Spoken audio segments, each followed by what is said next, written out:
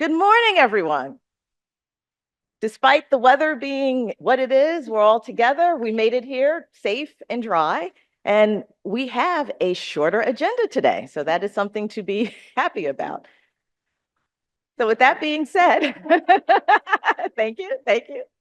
With that being said, are we okay with our remote colleagues? Okay, great. So we will start off at the top of our agenda with the call to order. So everyone is in place. And then we will next proceed to our Pledge of Allegiance. So I would ask everyone to stand, ask our IT folks to do what they need to do. I pledge allegiance to the flag of the United States of America and to the republic for which it stands, one nation, indivisible, with liberty and justice for all. You can pull that back up again, just so everyone get a chance to see it.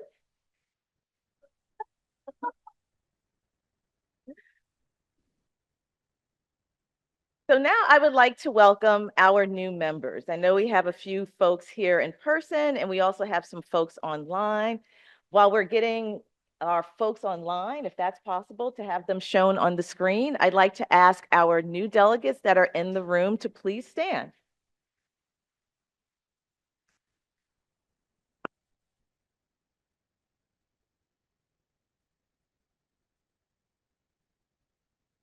Thank you very much for making the trek up here. And for our colleagues online, are we able to get them online? Okay. All right, well, we will do a shout out to all those who are new that are watching us remotely. So a clap for them as well.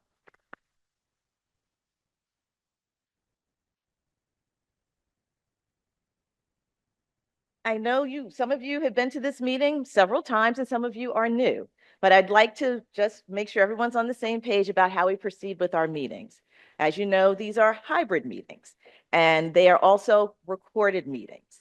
These meetings are posted online after our business is conducted. So if you'd like to get a replay of the amazing remarks that President Sweet is going to be saying later, or some of the informational reports, please take a look. And it's also an opportunity for you to tell those that are in your delegations and your county bars, go here and you can see how the organization is conducting business on behalf of all of you.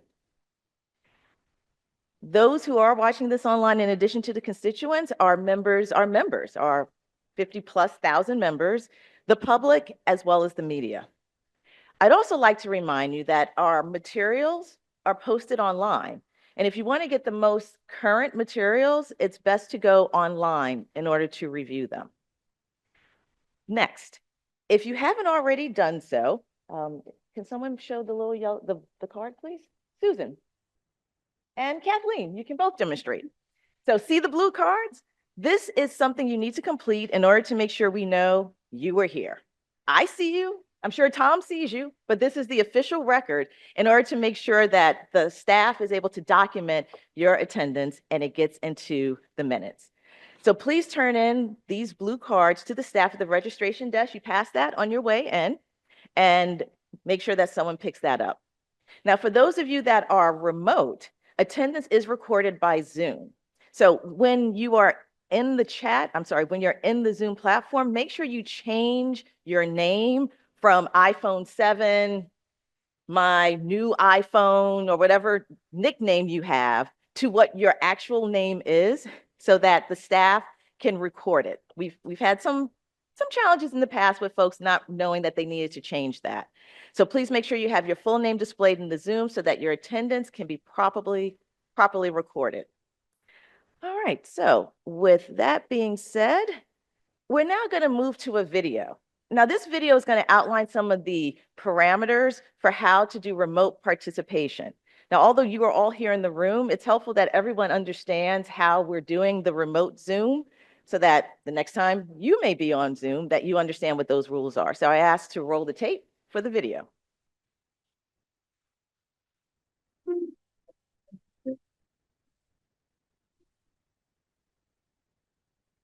I have worked with Kathleen for 25 years. Aside from being a great lawyer, which we all know, to me, she has been a great mentor and a great friend. So I am honored to swear Kathleen in as the 128th president of the New York State Bar Association. Raise your right hand. So I think this is a little premature for our IT folks. We will get to this a little bit later. So now you have a little preview of what happened in Buffalo earlier this week. You will, you will. Now here we go. Thank you. Roll the tape, please. Welcome to the New York State Bar Association's House of Delegates meeting. Before we begin, just a few quick reminders for our delegates who are participating remotely. Please be sure to check that your full name appears as it is supposed to in your profile. If called upon, all comments will be limited to 3 minutes. If you are attending the meeting virtually, please note that you will be muted during the meeting. If you wish to speak, please use the raise hand feature. Use the raise hand feature to advance and second a motion to approve a report or to indicate that you wish to speak. When voting, a poll box will appear on your screen. Please identify your vote at that time. For those of you here in person, you will be asked to indicate your vote by a show of hands. If you abstain from a vote, you must send a separate email to the New York State Bar Association so she can document your abstention accordingly. Chat feature will be disabled for this meeting and for future House of Delegates meetings. Motions made from the floor during the meeting must be typed out using the Q&A feature. As previously mentioned, be sure to use the raise hand feature to advance and second a motion. If you are attending virtually and are chosen to speak, remember to turn on your camera and unmute yourself. We cannot guarantee that every person wishing to speak will have the opportunity to do so. We thank you for your patience and understanding. Thank you for listening. Now sit back, relax, and enjoy the meeting. I do have some additional instructions for those of you who are in the room. It was alluded to during the video. So if you are here, you need to go to the microphone in order to be able to be heard. And it's important not only so that everyone in the room can hear, but also to make sure that folks who are on the Zoom platform will be able to hear you. For any items which require a vote, the voice vote in the room will occur simultaneously with the launch and closing of the online poll. Please note that there will be a short delay to allow the in-person and online votes to be tallied. And for all delegates, both those participating remotely and those that are here in person, if you're selected to speak, then our practice has been for you have to recognize yourself. And there are a few other guidelines that you should keep in mind. As you're identifying yourself, make sure you state what your affiliation is, right, what your delegation is and where you are from. Delegates should speak only once and limit remarks to 3 minutes. So there are buzzers up here, and there's also a counter in the back, and then there will be me reminding you to please close your remarks as you reach the 3-minute limit. And I will notify you as your time is expiring. My comments are not a reflection of your position. It's just that we want to make sure that the meeting moves smoothly. So please be succinct and brief in your comments.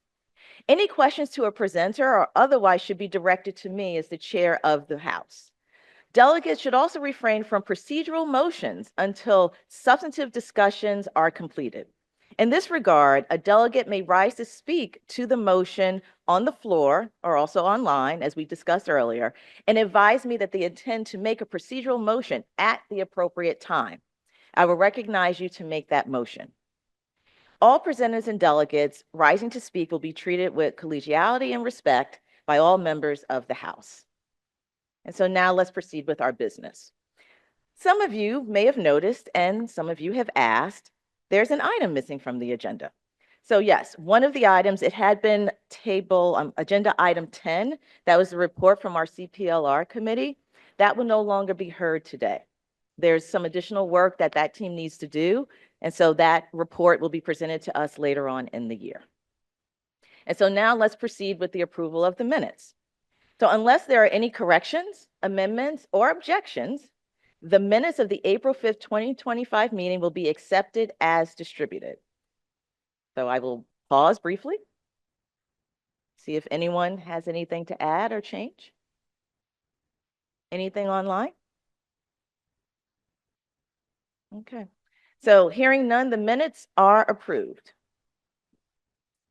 And so now, the moment that has been foreshadowed, we are here, the president's report. So I will now ask our new president, Kathleen Marie Sweet, to present her report. And now, the video. I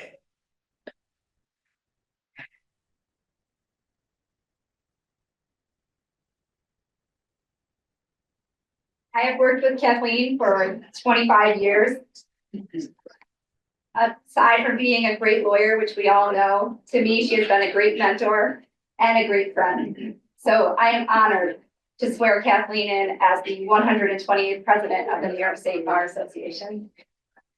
Raise your right hand and repeat after me. I do solemnly affirm that I will support the Constitution of the United States that I will support the Constitution of the United States and the Constitution of the State of New York, and the Constitution of the State of New York, and that I will faithfully discharge the duties and I will faithfully discharge the duties of the office of President of the New York State Bar Association of the office of President of the New York State Bar Association in accordance with the association bylaws in accordance with the association bylaws to the best of my ability. to the best of my abilities.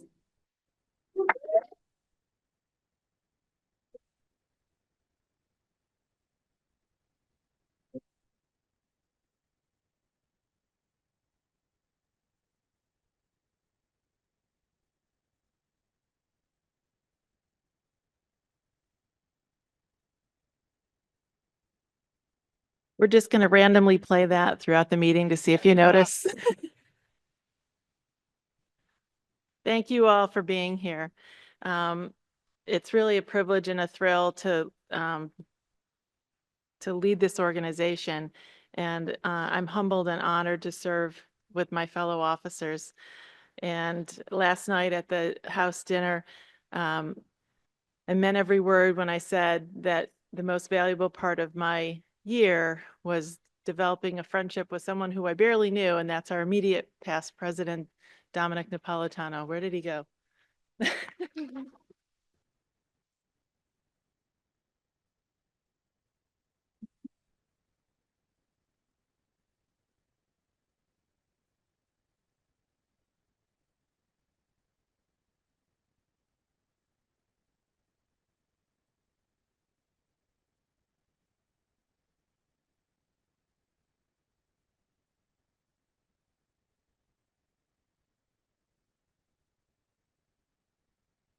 Is that any better? Okay, great, thanks. So the New York State Bar Association was founded in 1876 and is the oldest and largest voluntary state bar association in the country. Older even than the American Bar Association. We have members in 50 states and close to 100 countries. The founding of the New York State Bar Association was inspired in part by the goal to unify attorneys throughout the state and to bring together diverse voices and perspectives for the betterment of the legal profession. Our legacy is embedded in New York's history, and the association has been at the forefront of numerous impactful legal reforms, such as the creation of the indigent defense system, which predates the Supreme Court's decision in Gideon versus Wainwright. I am so humbled and honored to be the 9th woman to serve as president of this association. And if you'll indulge me, I'd like to acknowledge the women who have paved the way for me. The first, of course, President Marianne Sacramento Friedman, who served from 1987 to 88. M. Kathryn Richardson, who served from 96 to 97. Lorraine Power Tharp served from 2002 to 2003. Kathryn Grant Madigan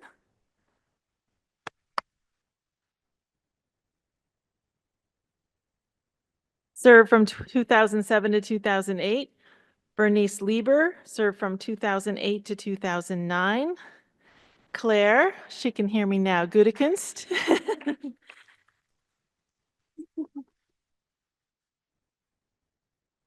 Claire served from 2016 to 2017.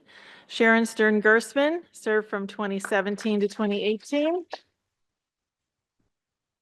And Sherry Levin-Wallach, who served from 2022 to 2023. I don't know if Sherry's participating remotely or not, but we'll give her a round of applause. Even though we have a short agenda, I will not name the 119 men who have preceded me as president. As we approach our 150th anniversary, a significant milestone, it's important to reflect on our history. The New York State Bar Association has shaped the development of law, contributed to the history of the state, and provided education, information, and resources to attorneys and to the public, and across the country and around the world. The objectives outlined in the association's founding constitution remain: to cultivate the science of jurisprudence, promote reform in the law, facilitate the administration of justice, and elevate the standards of integrity, honor, professional skill, and courtesy in the legal profession. Being a member of the New York State Bar Association means being able to make a difference, whether through advocacy for necessary reforms, speaking out about issues important to the profession. The association has a strong and respected voice with significant influence to make change. My goal is to build upon this legacy by increasing our membership and addressing our members' needs. I'm happy to report that engagement with member benefits has increased substantially since our new membership model was rolled out last fall. Our new all-inclusive model includes complimentary access to nearly all CLE programs. The increase in registration and attendance at those programs has been nothing short of dramatic. Webinar registrations have increased 61%. Webinar certificates issued have increased by 54%. On-demand certificates for pre-recorded CLE have increased 34%. We continue to track and gather data on member engagement to inform our outreach campaigns to reach the virtual and global audience, as well as New York lawyers who aren't members. These statistics show that our association is a leader in legal education and programming, and the expertise of our faculty members across hundreds of programs is recognized to be of the highest quality. In just the last 6 months, we've had over 6,000 new social media followers. Our ebooks and downloadable forms have logged 11,545 independent sessions. This means that lawyers have spent over 637 hours with our content. And in just the first 3 months of this year, our website has had over 1 million views. I want to congratulate our staff, our creative and wonderful executive director, and our membership committee.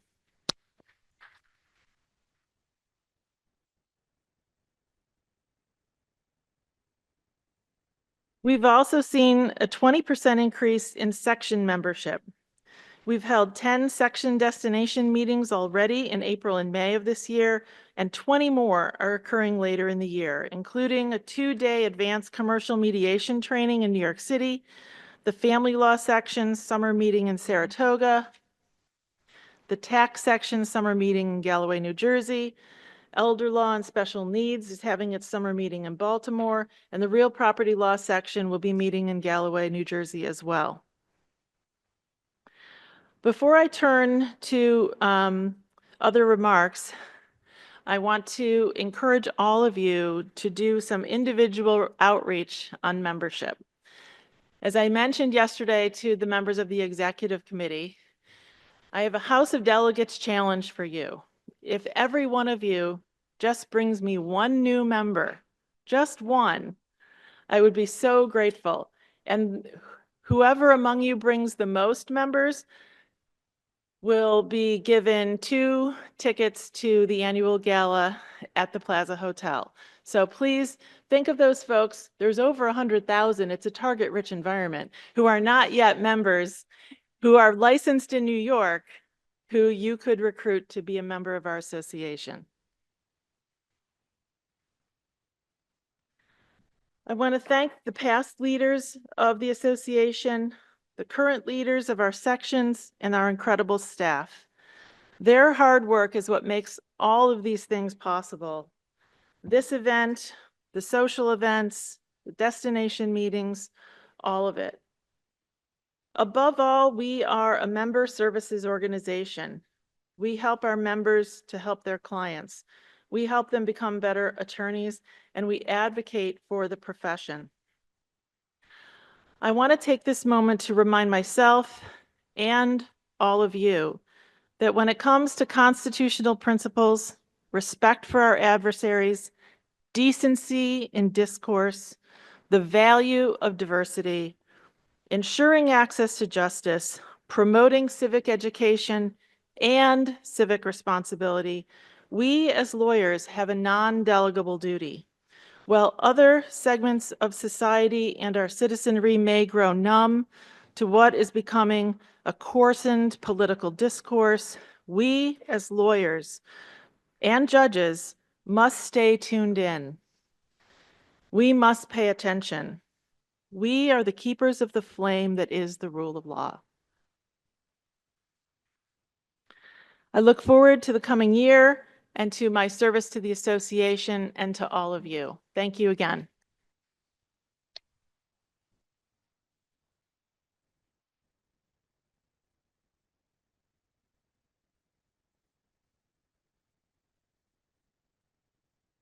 Thank you, Madam President, for your remarks.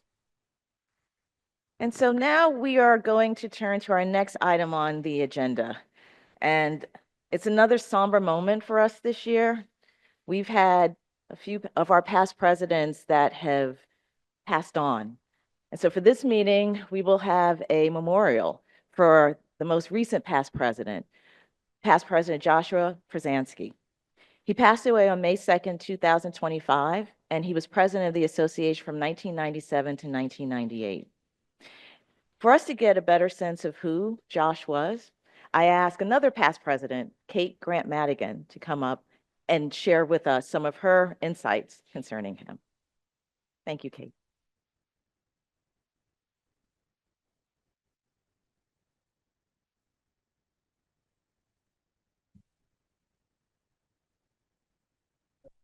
I think I need a stool.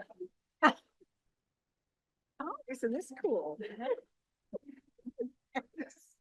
There you go. No, we'll go down a little more. I think a little more. How's that? That's perfect. We do shrink with age, some of us. Thank you, Kathleen. Before I begin my formal remarks about my pal Josh Pruzansky, I wanted to pay brief homage to my friend Bernice Lieber. If she were not in England for her new granddaughter's naming ceremony this weekend, it would be Bernice presenting this memorial. Her eulogy at Josh's funeral brought many tears and laughter of times remembered. And I'll be drawing on some parts of her eulogy to Josh, as well as his daughter Dina's beautiful tribute to her pops.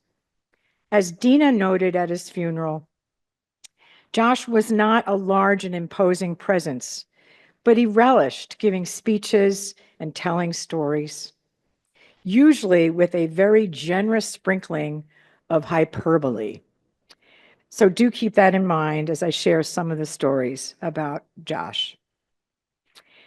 As Taya noted, it was in 1997 that Josh became the 100th president of the State Bar, following my good friend Kathryn Richardson. She, Bernice, and I adored Josh, his love of family, his unwavering support of our leadership journeys, his wise counsel, and his quick wit. He had extraordinary energy, starting every day well before the crack of dawn, 3:30 a.m. to be precise, and former executive director Bill Carroll can testify that he became rather accustomed to Josh's weekday morning 3:30 a.m. emails. More importantly, that ungodly hour was the time each weekday when Josh would send his beloved wife Susan off to the Long Island Railroad to the city to work at Mount Sinai Hospital. On July 31st, they would have celebrated their 45th wedding anniversary. I'm going to pause here to also give thanks to Taya. She's very versatile, this gal. She actually put together this slideshow for me, so I wanted to thank Taya for taking care of that in all your free time, of course. Yeah. Josh Pruzansky was a mensch, a good person, a stand-up guy, a dear friend, trusted colleague, and mentor. I recently learned another Yiddish description of Josh from Bernice, who referred to him as a gut neshuma, or good soul, a loving father, husband, father, grandfather, lawyer, and bar leader. For Josh, the sun rose and set with his wife, Susan, and his daughter, Dina, and her husband, Mike, along with his grandchildren, Daniela and Ellery. In his Law Day speech in 1998, Josh described himself as a child of immigrants whose grandparents left Europe to escape Jewish religious persecution and in search of the freedoms and opportunities to be found in the New World. His paternal grandparents came from Pruzna or Pruzan, depending upon whether the Poles or the Russians held the town that week. His father and 7 siblings were born on New York's Lower East Side, and as a youngster, he would ask his grandmother how 9 of them managed in a 3-room tenement flat. And her response, it was easy. We took in boarders. His father had to leave City College after his 2nd year to work, ultimately building a very successful business from his sweat and persistence. His mother was born in what was then Russia, brought to the US as an infant. Her father was a rabbi in Lancaster, PA, and later in New York City. His mother was the first woman graduate of NYU's then Uptown campus. Finishing 2nd in her class, she felt fortunate to be hired as a secretary. We all know that story, don't we? When Sandra Day O'Connor was nominated for a seat on the US Supreme Court, his mother wept openly. And Josh never knew whether it was because the seemingly impenetrable glass ceiling had been pierced or because Justice O'Connor was a Republican, while his mother was a die-hard New Deal Democrat. Embodied with the values of his parents, diligence, persistence, excellence, intelligence, and good humor, Josh graduated from Columbia College and served as a naval officer before earning his law degree from Columbia Law School. He was proud to be a lawyer, and he was called to the profession in service to others. In time, he became a partner in the law firm of Gresham, Ziegler, and Pruzansky in Smithtown, concentrating in trust and estates. Josh was an Uber dad to his daughter, Dina. Her parents separated when she was 4, and from that moment on, Josh called her every day, every single day, through her childhood, through her teen years, cue many an eye roll, college, graduate school, and beyond. A proud grandpa, I cannot recall a conversation I had with Josh over the past 15 years that he didn't talk about Daniela, now 18, and Ellery, now 14. And when in person, he'd share their photos, beaming with pride. In more recent years, he would listen attentively to my own tales of grandmotherhood and share in my joy. Josh was an inveterate collector of Inuit art, especially stone carvings, and his and Susan's home was a veritable museum to the Inuit culture. We first met back in the 1980s when we served on the House of Delegates, shortly after his year as a Suffolk County Bar President, following his buddy John Bracken, and mine as president of the Broome County Bar, following my dear friend Dick Lewis.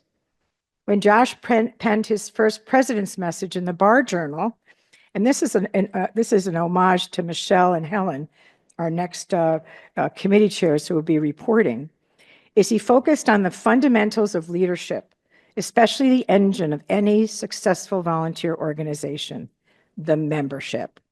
As he noted, it's not unlike the real estate vernacular, except it's members, members, members. Little did he know that he would soon lead the charge to a momentous federal lawsuit, New York State Bar Association versus Janet Reno, then U.S. Attorney General. To briefly recap, in 1996, with the passage of the Health Insurance and Portability Act, the State Bar Elder Law Section leadership learned with alarm that the new law included a provision that criminalized any person who engaged in legally permissible asset transfers in Medicaid planning, which became known as the infamous Granny Goes to Jail law. Fortunately, with concerted advocacy, including the AARP and other senior citizen groups, the national outrage grew, and that previously onerous provision was repealed by the Balanced Budget Act of 1997. So Granny was saved, just not her lawyer and other advisors, because they became the new target. The new law imposed criminal penalties for, and I quote, anyone who for a fee assist others in disposing of assets to qualify for Medicaid. It was renamed the Granny's Lawyer Goes to Jail law. And it created a catch-22 for elder law attorneys, and not just attorneys, accountants, social workers, and other advisors of being guilty of malpractice for not informing a client of a legal planning tool or committing a crime by rendering appropriate advice. A serial killer was entitled to counsel, but a senior trying to preserve their assets were not. Then Elder Law Section Chair Walter Burke sprang into action, asked me to chair a small subcommittee to advise the section and ultimately the association on how best to protect lawyers from such an unconstitutional law. Once we determined that the State Bar had standing to sue, we urged the section and then this House of Delegates to approve, with Josh's full-throated support, to commence a lawsuit in federal court. Former President Bob Whitner, God rest his soul, and his firm Nixon Hargrave, now Nixon Peabody, agreed to handle litigation pro bono with then future President Dave Schraver, who successfully argued the case before U.S. District Court Judge Tom McAvoy in Binghamton, who incidentally ended up swearing me in as president in Cooperstown in 2007. In his courageous decision, Judge McAvoy permanently enjoined enforcement, and a few months later, a stipulation by Janet Reno officially withdrew the government's appeal of the McAvoy decision. As Josh noted in his interview with the New York Times, which continued to follow him for the duration of his presidency, no small feat seldom achieved by a bar leader. This isn't a pocketbook issue. It's a right to counsel issue, the right to counsel to do a perfectly lawful act, that it didn't just affect lawyers, but accountants, social workers, financial planners, and anyone who seeks advice for a fee. Among his other remarkable achievements as president, he established our Committee on Mass Disaster Response in the wake of the TWA Flight 800 disaster, in which he rallied cadres of lawyers to work pro bono to advise victims' families of their rights about obtaining counsel and signing legal documents. Josh also formed an alliance with Chief Judge Judith Kaye and the Client Bill of Rights. And it was Josh's advocacy that resulted in its posting in every law office in the state to this day. But what endeared Josh to so many of the past presidents was his founding of the UPS, or the Used President Society. In Josh's honor, I'm going to search for a vendor to reproduce the UPS button to bestow upon all of those past presidents who have served since Josh's supply of UPS buttons ran out. He always wanted to leave the world a better place. That's our Josh. And rest assured, my friend, mission accomplished. Godspeed, pray for us from the other side, and know how much we will miss you.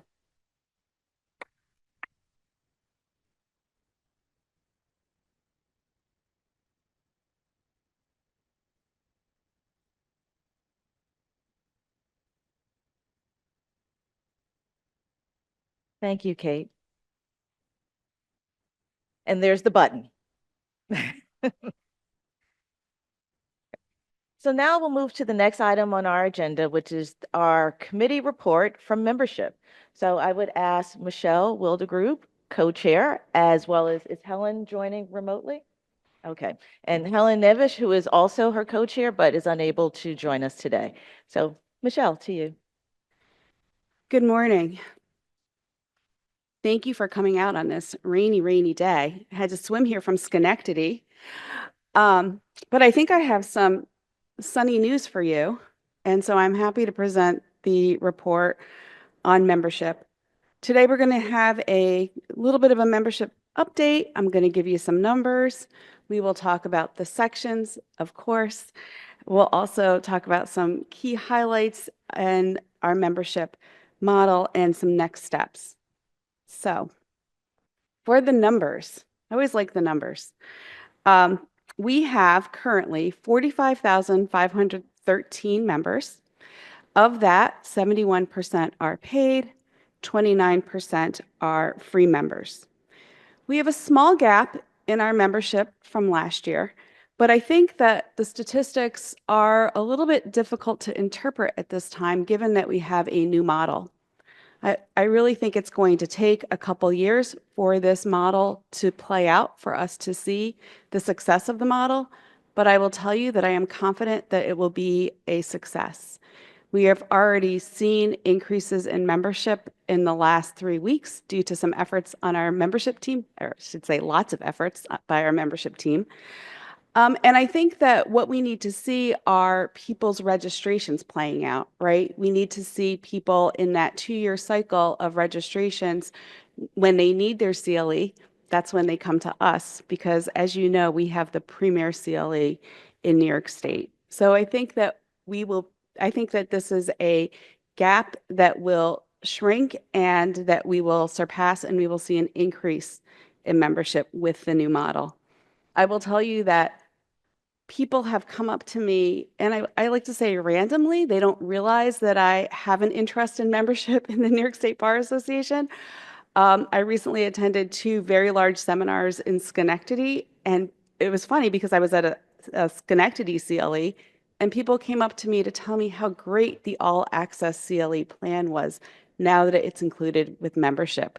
We are seeing people use CLE in different ways. We are seeing people being able to dodge in and dodge out on topics that are of interest to them because it is now available. This huge library has been opened up to all of our members, and it's a huge asset. And I think that if I'm just hearing this a little bit of word on the street, other people are talking about it in real estate closings, in hopefully in attorney rooms at courthouses, and amongst their colleagues at the office.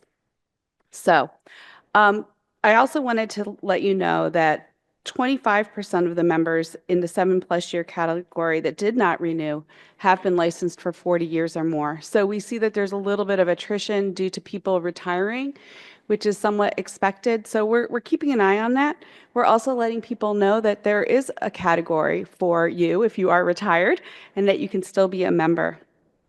So, all right, as far as the sections go, again, the sun is shining.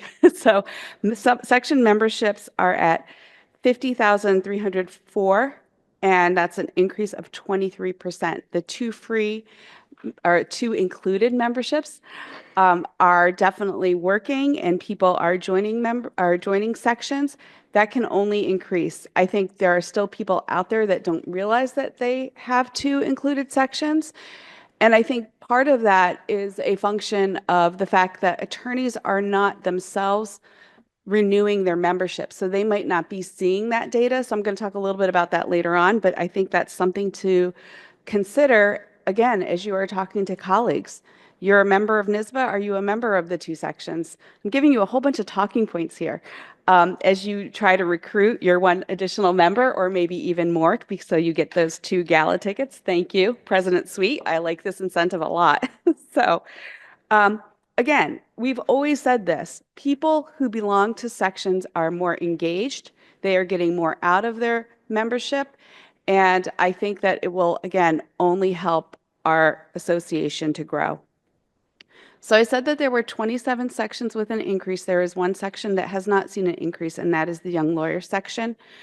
But we think that that is due to the fact that newly admitted attorneys get that first year free, and we are still working hard to convert that into a paid membership for year number 2.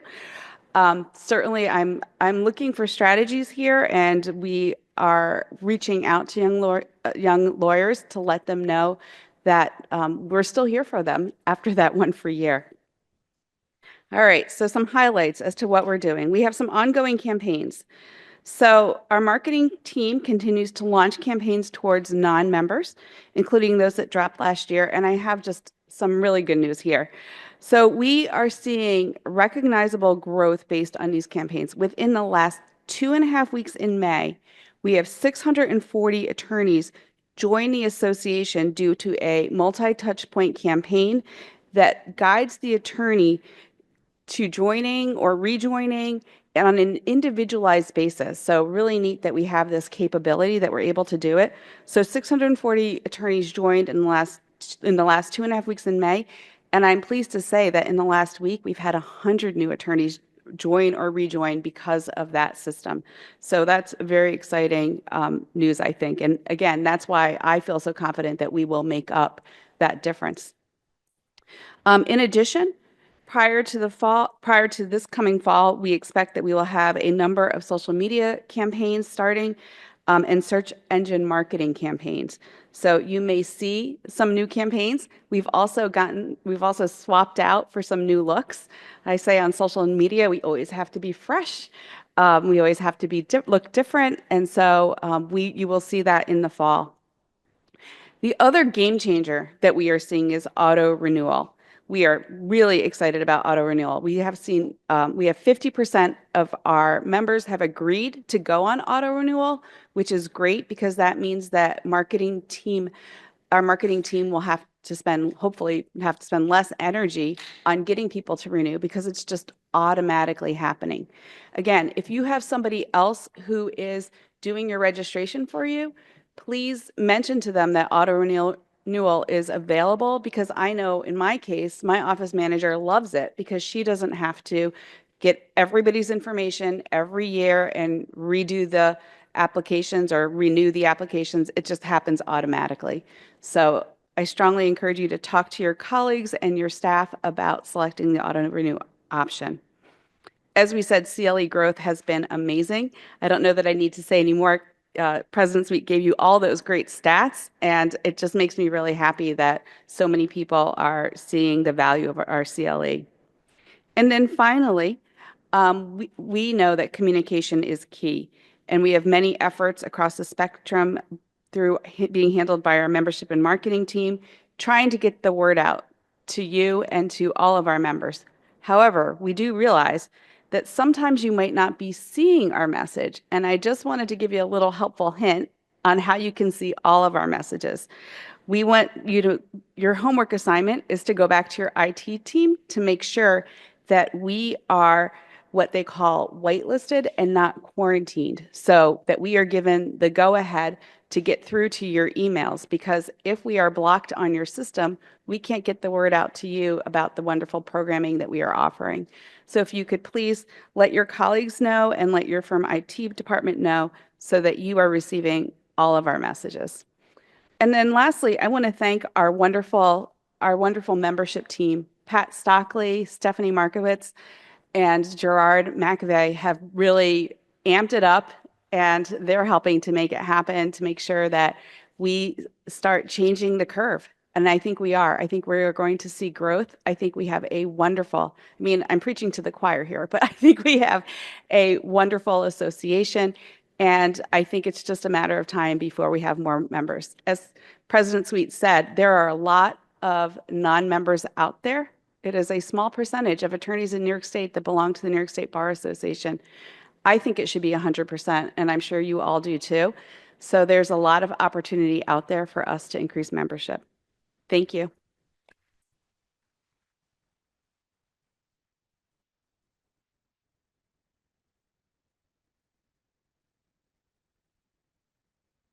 Michelle. Okay, wait one moment. Okay, so, all right, so wait one moment. Do we have two speakers at the podium, or you're just trying to find a seat?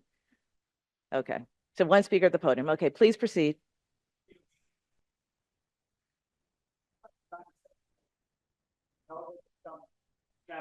Getting people the free sections when started. So we have kind of follow up if people have not signed up for the section, We have had follow-up to let people know that they do have the 2 included sections, but it's also important for us to continue to get the word out so that if we can't reach people or if they're not, responding to our emails or calls, that then they see that opportunity and they can call the membership department and add the section membership. No, I don't know that would, personally, I don't know that would make sense. Where would we, would be fair to all the sections, especially because of the royalty model.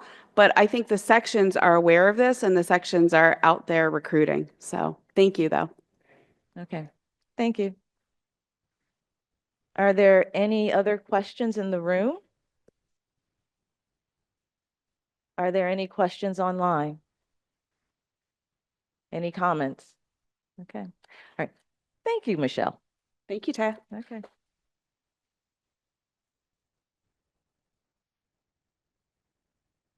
Susan, before you begin to speak and give your report, following up on some of the comments that Michelle made about the benefits as it relates to our new membership model, I would like to ask our tech team to roll the video. As time permits, we're going to show videos to provide some more information about our membership benefits. This was a comment that came out of the survey, just making sure that we're all aware of where we are with our membership and our membership benefits at each House of Delegates meeting where possible. So please roll the tape.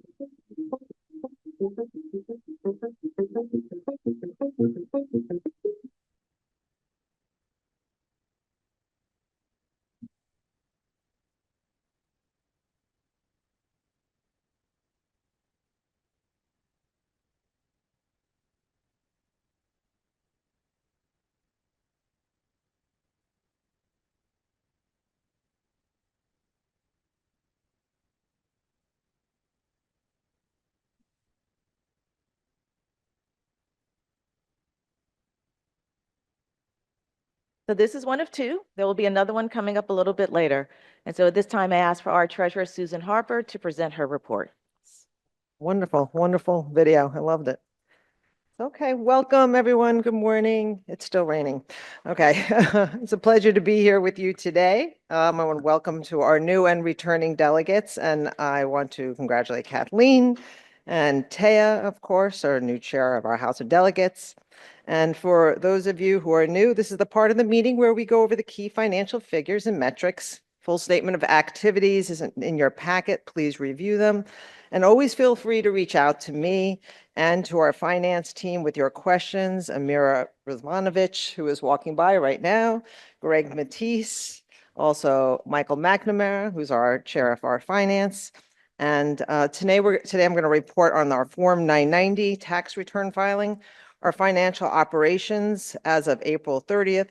I'll provide a brief update on investments as of the end of May 2025. Then we will talk a little bit about the 2026 budget process and then wrap it up with just some other brief learnings. So let's get started. So our Form 990, that's our tax return that we file each year, was reviewed by the Finance Committee on April 15th. It was sent to the Executive Committee for review and comments the week after to be finalized and filed by May 15th. But the Form 990 was then successfully filed on May 7th. There were no issues to report with the audit or tax preparation. So congratulations and good job to our finance team. Our operating results as of April 30th, 2025 From a financial standpoint, as of April 30th, New York State Bar revenues are $2 million higher than last year at this point. Expenses are $516,000 lower. The overall difference between 2025 and 2024 is now shown as $2.5 million.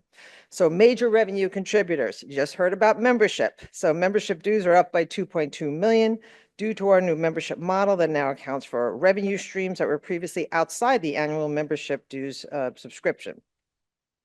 Major expense differences are sections $183,000 lower than April of last year due to the timing of one destination meeting. Last year, our trust and estates had their spring meeting in April 2024 in California. This year, it was held in May in Charleston, South Carolina. I heard it was a wonderful trip. Costs related to that May event will be reflected in our May statements, and so you'll hear more about that then. Our annual meeting expenses came in $82,000 lower than last year, and I'm going to congratulate our annual meeting team on that. It's a huge expense and investment, and I was pleased to see those numbers. Non-publication of our state bar news resulted in savings of $53,000 over last year. So now let's turn to dues and CLE revenue as of April 30th. So as you just heard, the association has worked very hard on making the new membership model a success. And these first indicators show great signs. So by April of this year, we were able to pay royalties to the sections $201,000 higher than what they collected in the prior years at this point. The association was also able to collect $10 million in basic dues. Compared to last year at this point, membership dues, as I mentioned before, are $2.2 million higher. And this reflects, again, the adjusted membership dues under the new model. On good news, the CLE has exceeded their income budget for 2025 by $147,000. So I want to congratulate Kathy Sahusky. Let's see her here, but congratulations, Kathy, and to your entire team. And also our publications have exceeded their budget by $21,000 too. Overall, our revenue items are showing positive signs this early in the year. I now want to just talk to you a little bit about capital improvements, IT capital improvements. So from the way we communicate to how we deliver services, manage data, and support our members' needs, every touch point is powered by IT. These investments are not temporary or optional, they are foundational. And as our organization grows and evolves, so must our systems that support them. Last time our systems were updated were in early 2020. Now we are turning our attention to upgrading our systems again. The Finance Committee has been meeting regularly with IT to discuss this project. This will be an over $1 million capital improvement commitment over multiple years so that our members have better user experience and our back office teams have better functionality. We look forward to hearing more from the team, including Tony, who heads our IT. As well as from our finance team. We want to thank all of them for their efforts to move this along, as well as Dave Miranda for his assistance in supporting IT's negotiation. Thank you, Dave, who's sitting up there today. So now we're going to turn a little bit and talk about our investments in the markets. As we're all aware, the U.S. markets experienced significant turbulence from January to April 2025, marked by sharp declines and partial recoveries in April and May. By the end of April, S&P was down approximately 5.3% year to date. Many economists commenting on this, that this was one of the worst starts of the year in the last 50 years. The major market drivers were trade policy, concerns over rising inflation, as well as slowing growth. And while the market shows signs of recovery towards the end of April, the investment subcommittee met with all three of our advisors in May, JP Morgan Chase, Bank of America, and UBS, to discuss the performance of our first quarter, any actions New York State Bar should be taking now. And we are evaluating those steps. Some positive news to report is that by the end of May 2025, the New York State Bar investment portfolio showed a 2% increase in our reserve funds, Cromwell, and general bond funds combined. Our investment portfolio is now $53.9 million. So at our next House meeting, Michael McNamara, who's sitting right over there, will provide a full report concerning our finance team and investment activities. Now I want to turn to our budget 2026 year. So it's budget season. As I met with these sections yesterday too, the financial cycle continues going, and emails with historical data were sent to the sections on May 17th, and we're sending to the committees beginning of June. Completed budgets are due on August 1st. August 1st. I'm saying that again. EC liaisons and chairs, please remember to meet with your committees and section officers to discuss 2026 needs and remind them to review the finance policy. The finance team has or will be providing you with templates that should be making your budgeting for sections easier and committees easier. If you need any assistance, please don't hesitate to reach out to them. They're always ready and eager to help you, and would greatly appreciate their section and committee again. Submit the budgets by August 1st. So, okay. Last but not least, just in keeping in with thinking about the financial security of our organization, of New York State Bar, as well as your own well-being, I just wanted to just point to the fact that the FBI and the New York City Police have warned of several smishing scams. And if you are not aware what a smishing scam is, that's a scam conducted through texting and messaging apps, specifically for mobile devices used to steal sensitive data like passwords, credit card, and bank information. Sometimes it's coming from a trusted source. It could be from banks, from delivery services, from government agencies. Sometimes it could be coming from one of us. It could be looking like it's coming from one of us. Oftentimes you may have received emails like that coming through your emails, but they are also coming in through your text messages. They have led to more people using more devices that were making it easier for cyber criminals to access company networks through their employees' cell phones. So I just wanted to make sure that everybody was aware. This is just one example I wanted to just put up. Some of you may have received text messages from the DMV. Some of you may have received messages from saying that you old toll. This is from my actual phone. And as you can tell just by on the red one right here, that when I decided to take a look, I was like, okay, where is this coming from? Is this really DMV? Do I really owe a ticket? You can see on the red panel there that obviously you don't see .gov, you don't see DMV. So it's very important that we all just take a look at these links, pause and verify, don't reply to unknown texts, and keep your mobile phone up, wait for malware, and just watch for red signs and verify requests. And when I mean verify requests, please pick up the phone and call, not the phone number that's in the text message, but go to the actual source. This will all protect not only you and your firms, but also the New York State Bar. I appreciate your time today. And are there any questions? Thank you.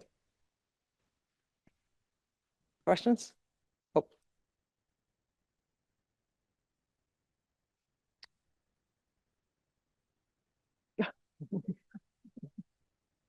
Okay. All right. Anything on the phone? I'm sorry, the WebEx. All right. Well, thank you very much, Susan. Thank you very much. Thank you. Appreciate it.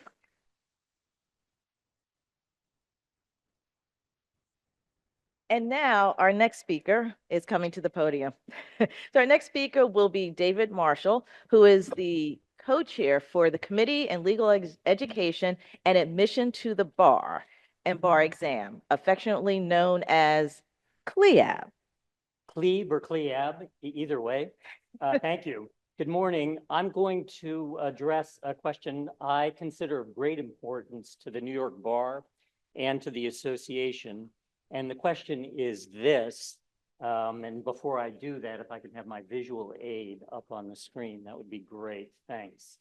The question is this: should the Court of Appeals replace the current New York law exam with a, quote, rigorous, close quote, test of New York specific law?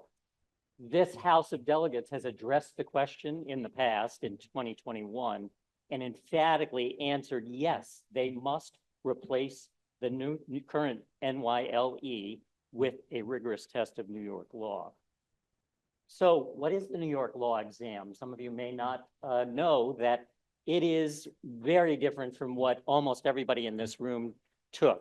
I think Brian here may be the only one in the audience that I see who has taken the New York law exam, and he might be able to share some of his experiences with us later. But it is a 2-hour open book exam. You take it home on your computer with the Board of Law Examiners outline in front of you. So what's the problem with that? Here it is up on the screen. So by the way, Brian will attest to this too, a vast majority of people under the age of, I'd say, 40 use Reddit. That's what that R stands for, to get all their information. including how to pass, how to prepare for it, and pass the New York law. Use the microphone so they can. Sure. So the most important thing, according to this Reddit poster, and there were dozens, scores just like this, the most important thing to do to prepare for the New York law exam is to tab the board exam, the DOLE law outline that you can see on the other side of the screen. This is the key in bold. No need to learn the law contained in the course that you have to watch in advance of taking the exam. Just learn where to find it in the outline because the exam is open book. So what is the problem with that? How did we get here? Well, all of us took that New York day of the bar exam. It was a full day test of New York specific law that was either six or 6.5 originally hours. It consisted of 6 essays originally and 50 multiple choice questions.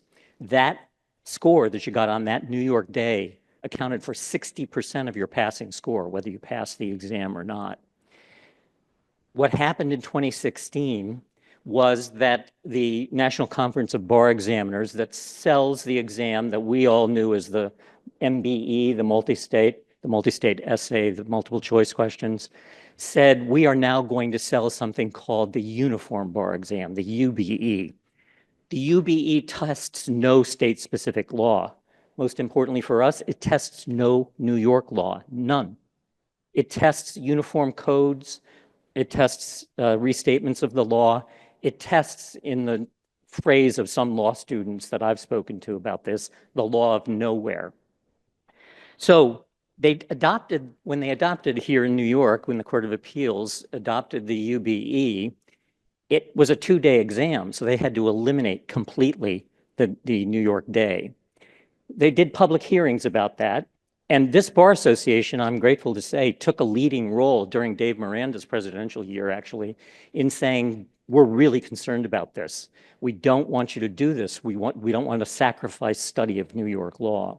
And so in response to that, the court said, okay, we're keeping the 2-day UBE, but what we're going to put in its place is this New York law exam. That's the take-home open book exam that you can pass by tabbing the outline because you have time in 2 hours to look up the answers to 30 questions and get them correct because the answers in the multiple choice are usually quotes right from the outline. So really what you're doing is looking to find the quote in the outline, generally speaking.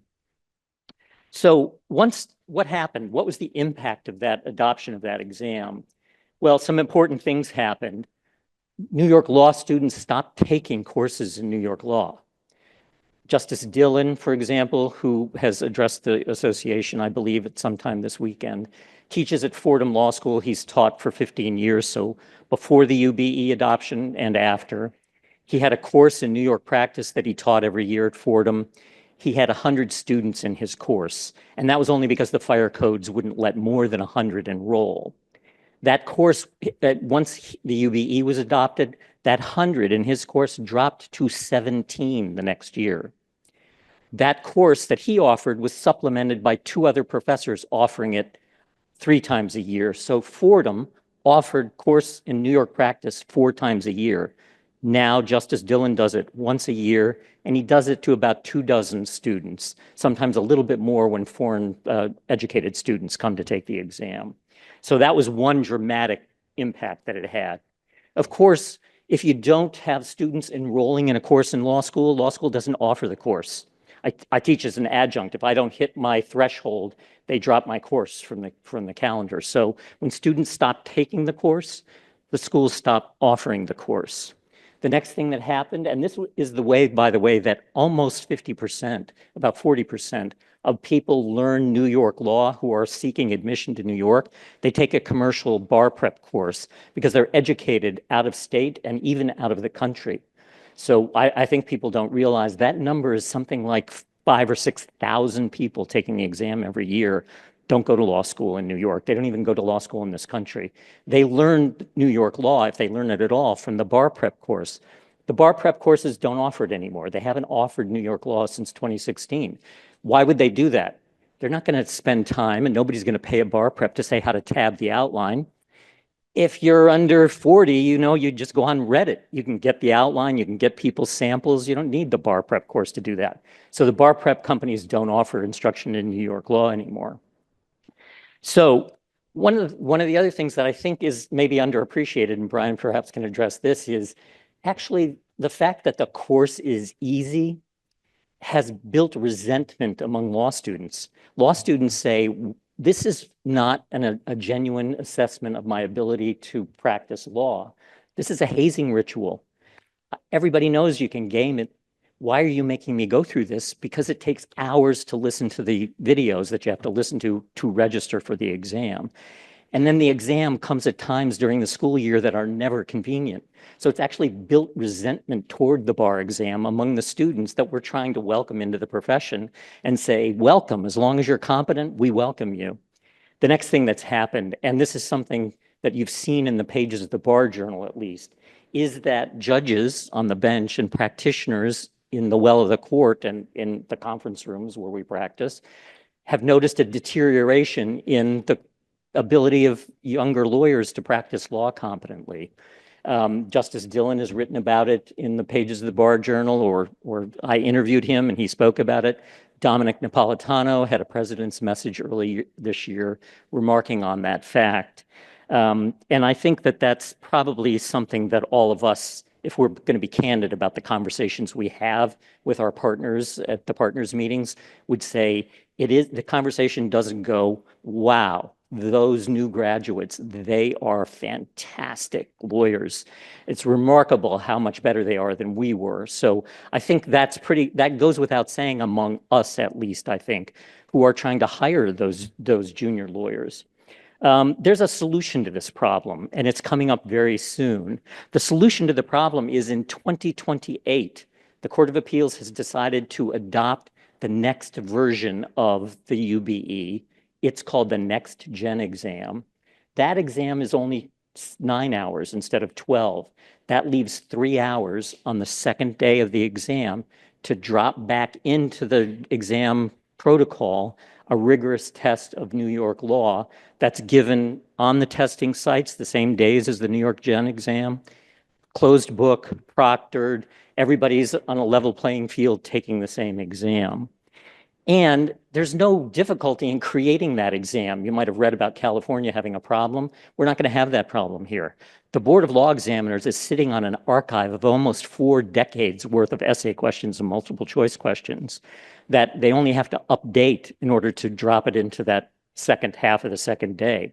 And in fact, what's great about those questions is back in 1992, the Court of Appeals hired psychometricians to validate that exam. So professional psychometricians, exam doctors, have looked at that version of the exam and they've said, it's valid. It's a valid test of what we want to test. It's reliable. That is, consistently, it gets the same result every time you give it.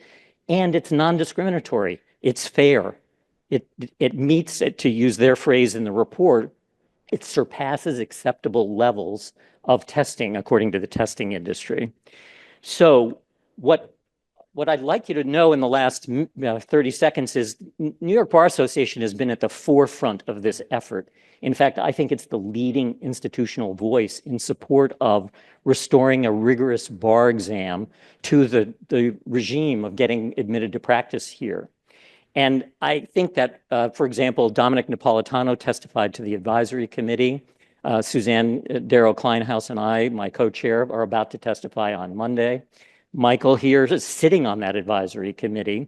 And I think that that's important to understand that that is something that you can do, and I think you must do, to reaffirm with affirmative action on all of our parts as officers of the court, to tell the court, this is important. You must take this opportunity that's coming up in 2028. If you don't, we're going to miss the opportunity, and I don't think it'll come back. So I welcome your questions. Do I call in? Somebody raised his hand. Oh, Brian. I'm the one who recognizes folks. All right, so yes, please state your name and your affiliation.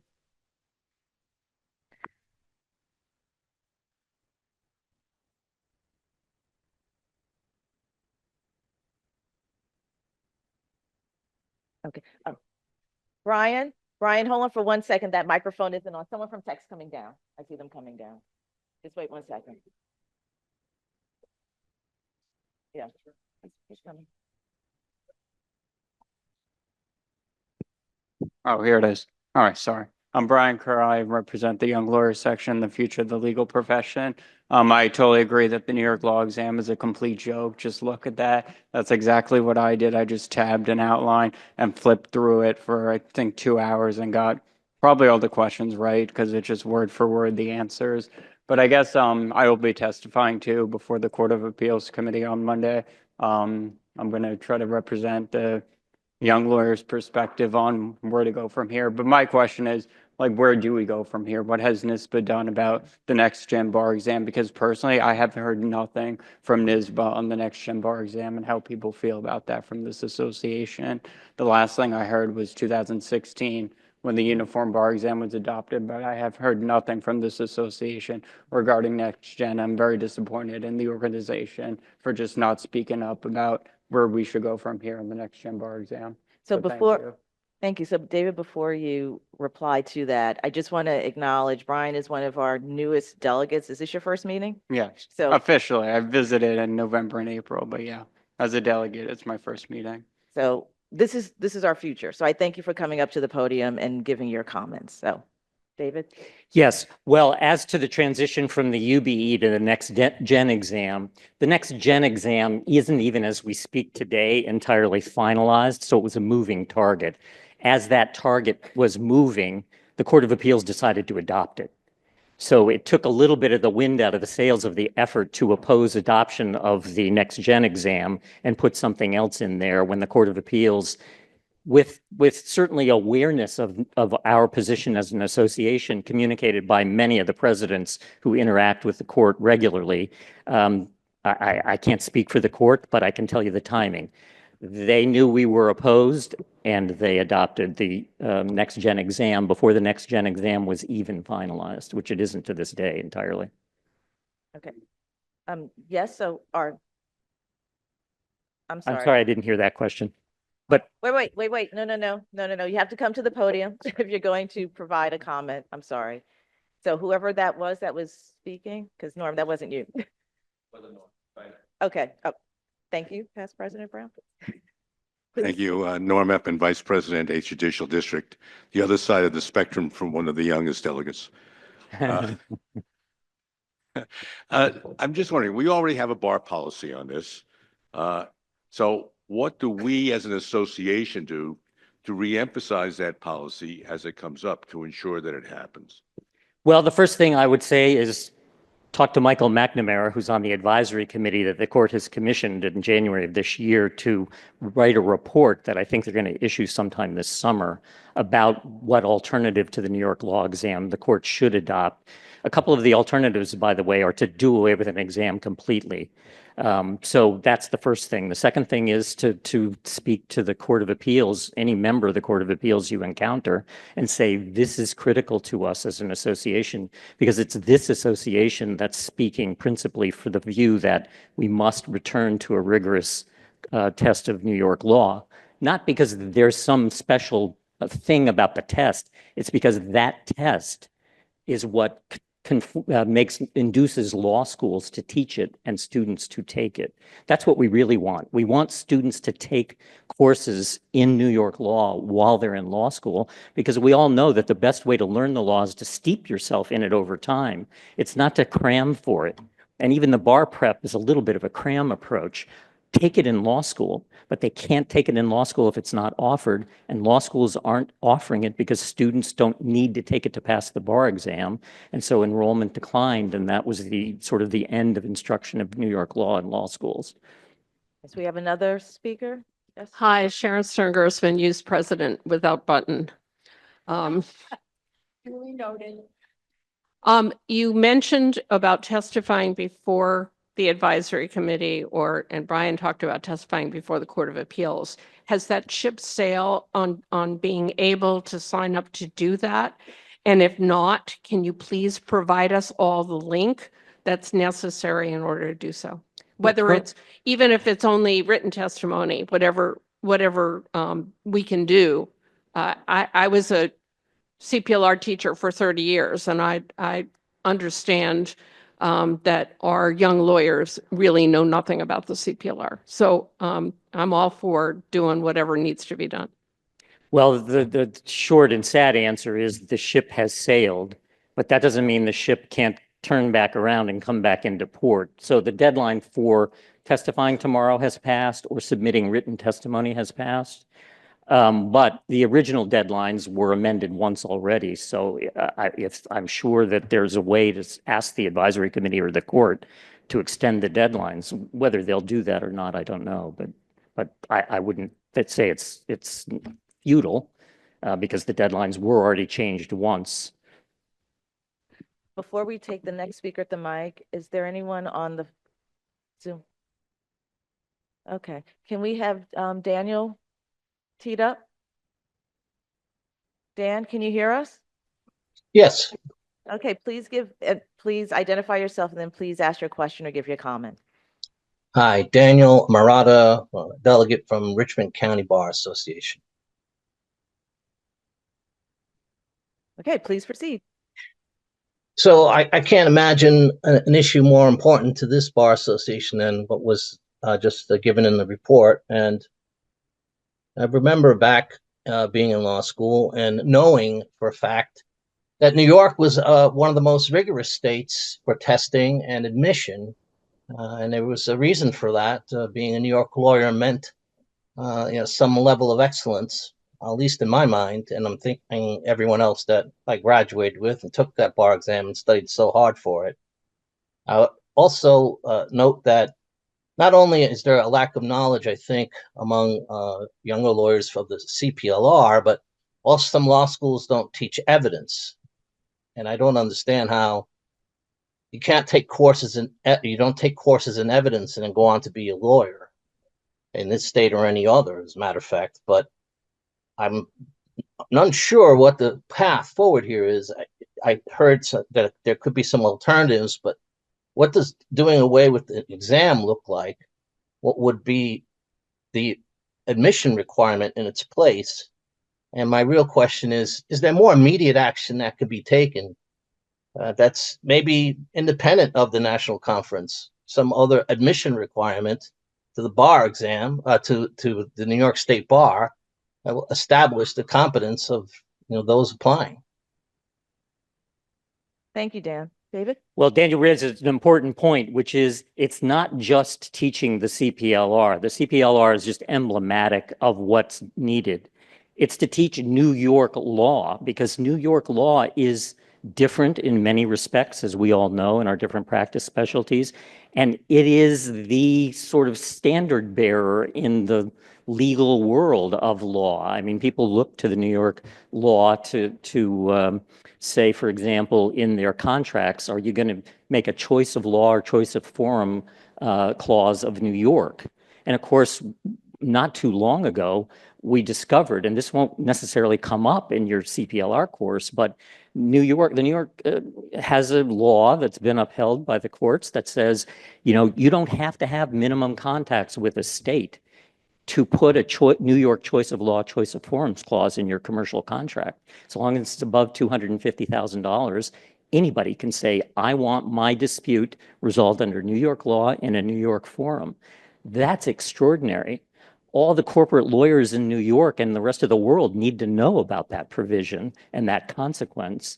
And they won't necessarily get that if they think, I'm not going to be a litigator. I don't need to take that course in the CPLR, because it's not just the CPLR. We need to integrate New York law knowledge into all the teaching in law schools.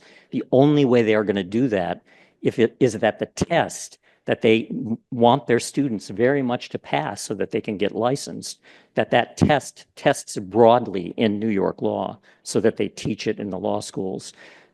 Dan, the alternatives that the advisory committee have under consideration, I couldn't possibly address in the time here. I mean, I'd be happy to, but I'll just tell you what they are. Diploma privilege. On the day you graduate, you're given your diploma and your license to practice in New York. The next one is something called supervised portfolio practice pathway. That Oregon just started using that last year for about 24 students. Remember, we've got 14,000 people applying to the bar every year in New York.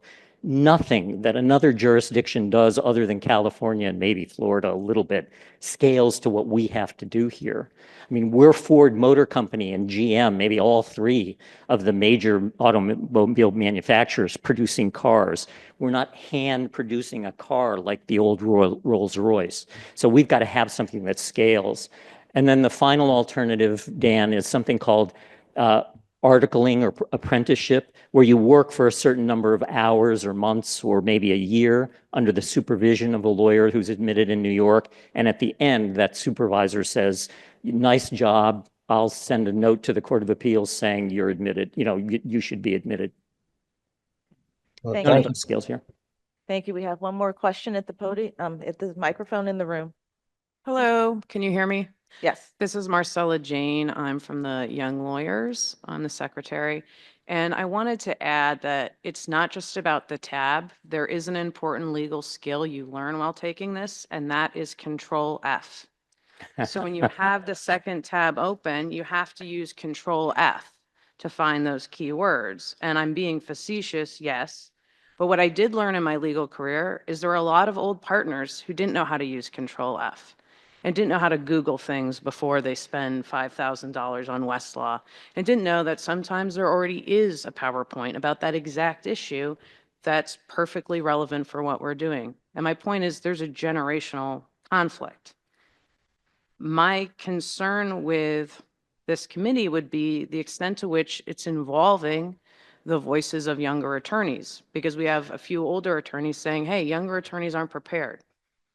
Well, that's not empirical evidence. That's a feeling, that's anecdotal. But then again, maybe there isn't a way to assess it, right? Because we're not assessing it through the test, since it's a matter of knowing how to use Control F and basic reading comprehension. But the issue is we already have huge barriers to entering this field. And this is not a meritocracy, and it's already expensive and it's already onerous. So my concern, though I value being knowledgeable about the CPLR and about all, issues that are specific to New York State, is how do you make it more rigorous without making it an unnecessary barrier? And I'm not saying that I'm asking you for this answer right now, but I'm hoping you're involving younger attorneys in these conversations, and I'm hoping that is a consideration. Thank you. David, briefly. There are younger members on the committee, and there always have been. Brian's been the most sort of steadfast one who's stayed over years and years. Periodically, I invite experts and Suzanne Darrow-Kleinhaus to speak on this issue, and we always submit the agenda in advance, and we invite people to ask questions.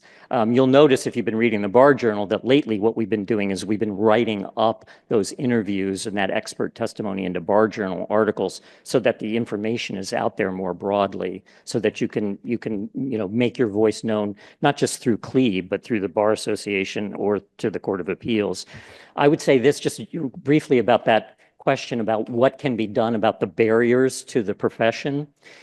So I would say the short answer is licensing is not the place to solve that problem.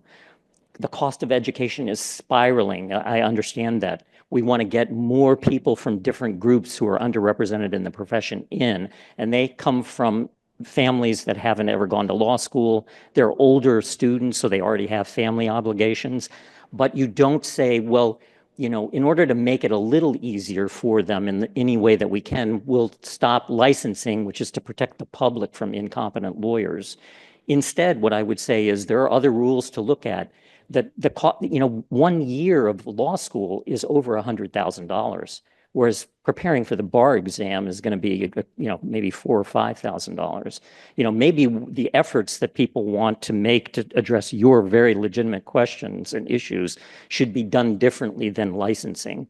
But saying to the general public that depends on us to be competent and protect their interests, it's okay not to license people because we want to make it easier for people who are having a hard time getting through law school and into the profession easier. You'll pay the price for that. Because the people who pay the price for that, and I practice labor and employment law, so I saw it all through my career. They are poor people. They are generally underrepresented people. They're the people who are going to pay the price of incompetence. General Motors doesn't pay the price of incompetence. JP Morgan Chase doesn't pay, they just don't. It'll be poor, underrepresented people that pay that price. Thank you, Marcella. All right. I'm not pro incompetence, just to clarify. Thank you. All right, Barry will be the last question. Please make it brief. Okay, thanks. I'm Barry Skidelsky, I'm former chair of ESOL, and I was struck by the comment that next gen exam has been approved before it's even finalized. That leads me to think, what recourse? What are you going to do? Sue the Court of Appeals? I don't think so. That leads me to think, and I don't know about the politics underlying it, but I'll just toss out an idea, a legislative fix. You don't like what the court does? Legislation, maybe. I think that's the risk, frankly, that the Court of Appeals takes if it doesn't hear the voice. I saw the slide, you spoke, we heard you. I'd like to ship it across the street. We spoke, please hear us. Because I think you're right, that could be the result. If it looks as if they're not sensitive to the issues of public welfare, then the legislature does have the opportunity to amend the judiciary law that right now gives them the authority to license lawyers. But it's not in the Constitution that the Court of Appeals licenses lawyers. It's in the judiciary law, which could be amended. David, we do have one last question that's online. John Leo? John, can you hear us? John, are you there? John Leo, do you hear me? Yes, please go, John. John Leo, Suffolk County Bar Association President and Supreme Court Justice. First of all, the lawyers don't know this, the young lawyers don't know the CPL law. I see it every day. It may not be empirical, but I see it every day. Second of all I want is a request from David. Can you send to our Bar Association executive summary of this?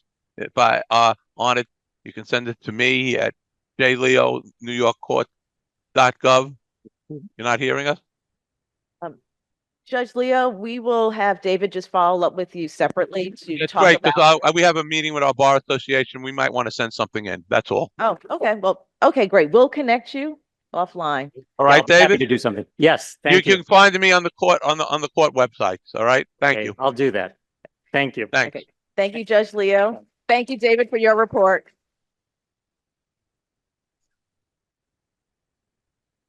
Okay, so we are still on track. So the next two agenda items is also a response to some of the feedback that we received from the survey, where they want the House to be a pipeline to deliver information to the sections. So one way that we can do that is by having some of the sections talk about the work that they're doing.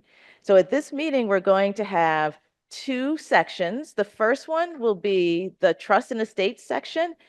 Angelo Grasso, I ask you to come to the podium. And he's going to provide us an update on the work of the Trust and Estates section. Good morning, everybody. Thanks for having me.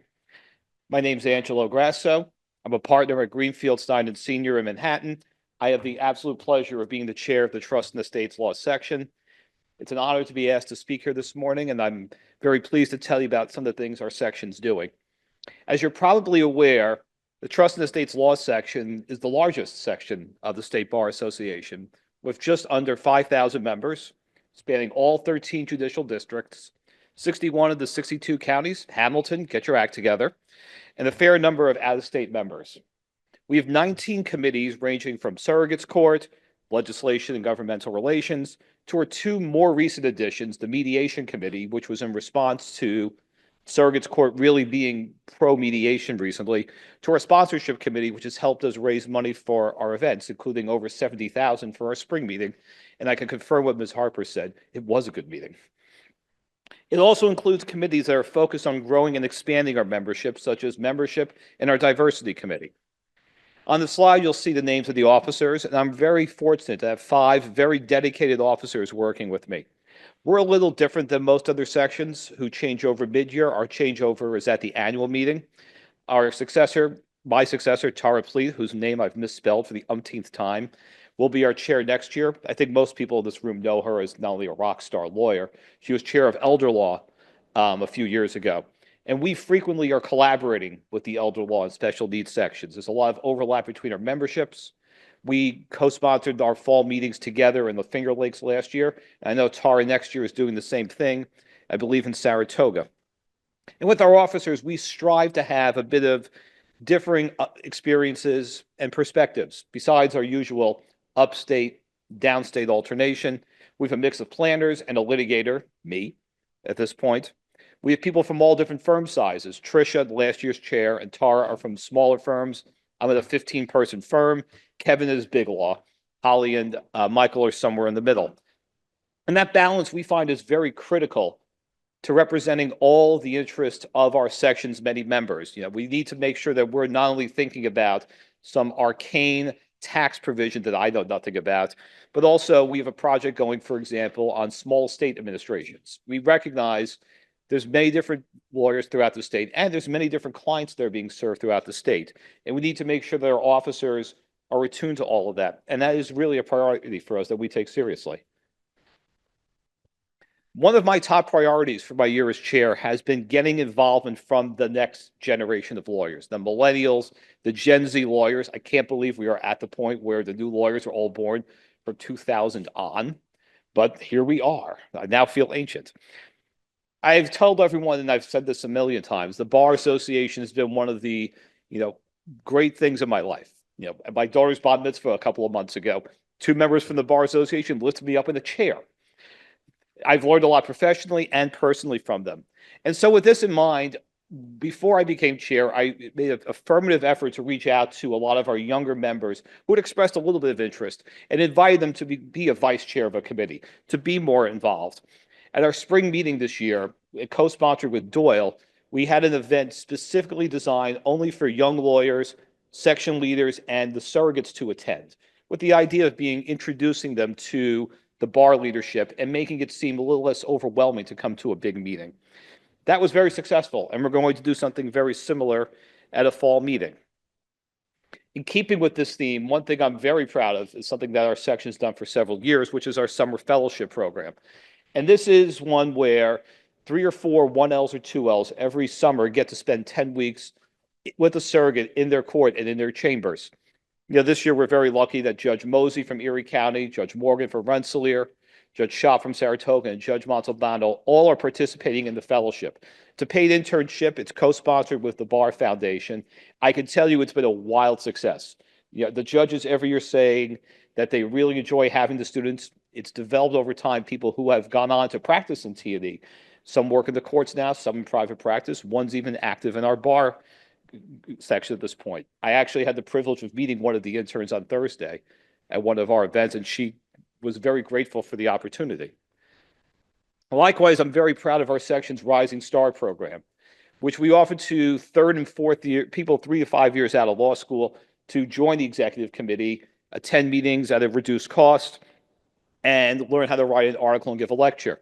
And I've made an effort this year to make sure those people who were Rising Stars are involved. 2 of them are chairing our meetings. One from a couple of years ago is co-chairing the fall meeting. Another one will be co-chairing the annual meeting in 2026. And our current Rising Star, Emma Pletiecki, is going to be the moderator at the surrogates panel at our fall meeting. But one of the big things that we're very fortunate is that the surrogates really get to interact with our members and our practitioners, and that works both ways. It's been a very good relationship. My out-of-state friends tell me it's very unusual in the trust estates community that the judges as often show up and participate and really look forward to it. We've had 4 or 5 judges at all of our destination meetings. They know the practitioners, and it helps everyone. It helps everyone knowing that the judges are listening to your concerns at both a mundane level and the practical level. And it helps practitioners get to understand how a court works. And we've been able to have candid conversations with the courts. And that's why one thing we started this year was at our executive committee meeting is adding a liaison to the Surrogates Association to really firm up that relationship. And it's been fabulous. We've had a lot of conversations about court backlog, court staffing, and other areas of law. And finally, we've had a very robust CLE program. Beyond our 2 destination meetings and the annual meeting, we've had about 12 to 15 programs scheduled this year or have already run. And something else I've focused on this year has been to make sure we get fresh faces and get new voices. We've had a few people who've never presented before present.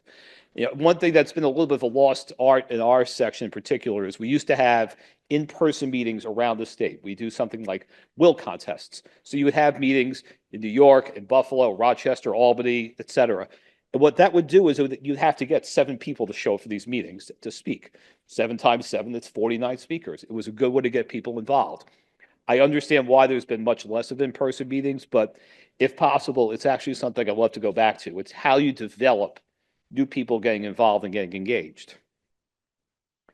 Some of our section events this year have been fabulous so far. As we mentioned before, we had our spring meeting in Charleston with the fabulous Taylor Swift theme title. We had speeches, we had presentations on transfer on death deeds, electronic wills, AI, interstate planning, and modern ethics questions. We had over 125 people attend the meeting. It was a rousing success. Lots of first-time attendees came. The feedback was fabulous. People saying, we'll come back to future meetings. We'll be having our fall meeting in Lake George at the Sagamore in mid to late September. As I mentioned, I have 2 first-time chairs, program chairs for that meeting, and we're starting to get it together, and we look forward to a great meeting there. The other thing we've done is really emphasize getting people in person to meet and network with each other. Because I think this is one of the best things the bar could do is getting to meet the judges, getting to meet your fellow practitioners. And with that, we've brought back in-person events and happy hours. We had one right over there in early March. That was fabulous. We had 4 local judges attend. We had one on Thursday in Manhattan. I'm proud that we're bringing one back in Buffalo in the fall, the first in-person event we've had in Buffalo since COVID. And we were working on another one in conjunction with one or more law schools with Cardozo Law and with Hofstra and St. John's for the fall as well. And last, I want to talk just a couple about our section's legislative priorities.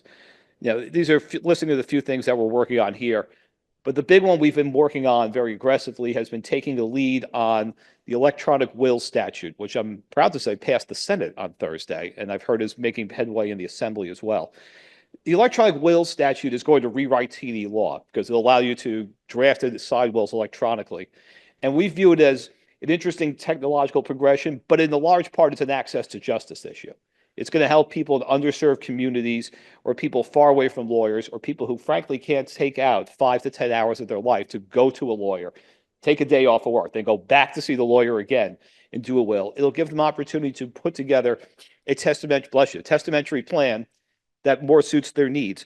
And we've taken the caution while working with OCA and the Surrogates Association to make sure that these are going to be good instruments, that it's going to be as much as possible free of fraud and undue influence and other considerations. Though not, as a litigator, not too much. Some other things we're working on are some, I'd say, more mundane aspects, such as the Equity for Surviving Spouses Act, stuff on service of process, which is near and dear to our section. But the other and final thing I want to note that we're also being very careful of is giving programs and CLEs that focus on these new issues. It's no good to pass legislation if you don't then educate your section's membership on it. And that's why at the spring meeting, we had a program on electronic wills. It's why the surrogates presented on transfer on death deeds, which is an enormous change to the statute that sort of snuck under the radar last year. And everyone's still working through. And we are continuing to make sure that we have articles in our journal, which is fabulous, about these issues, and we'll continue to run programs on these subjects. So I want to thank everyone for letting me the chance to speak today. I'm happy to be around for questions afterwards if people want to meet up. Thanks, folks.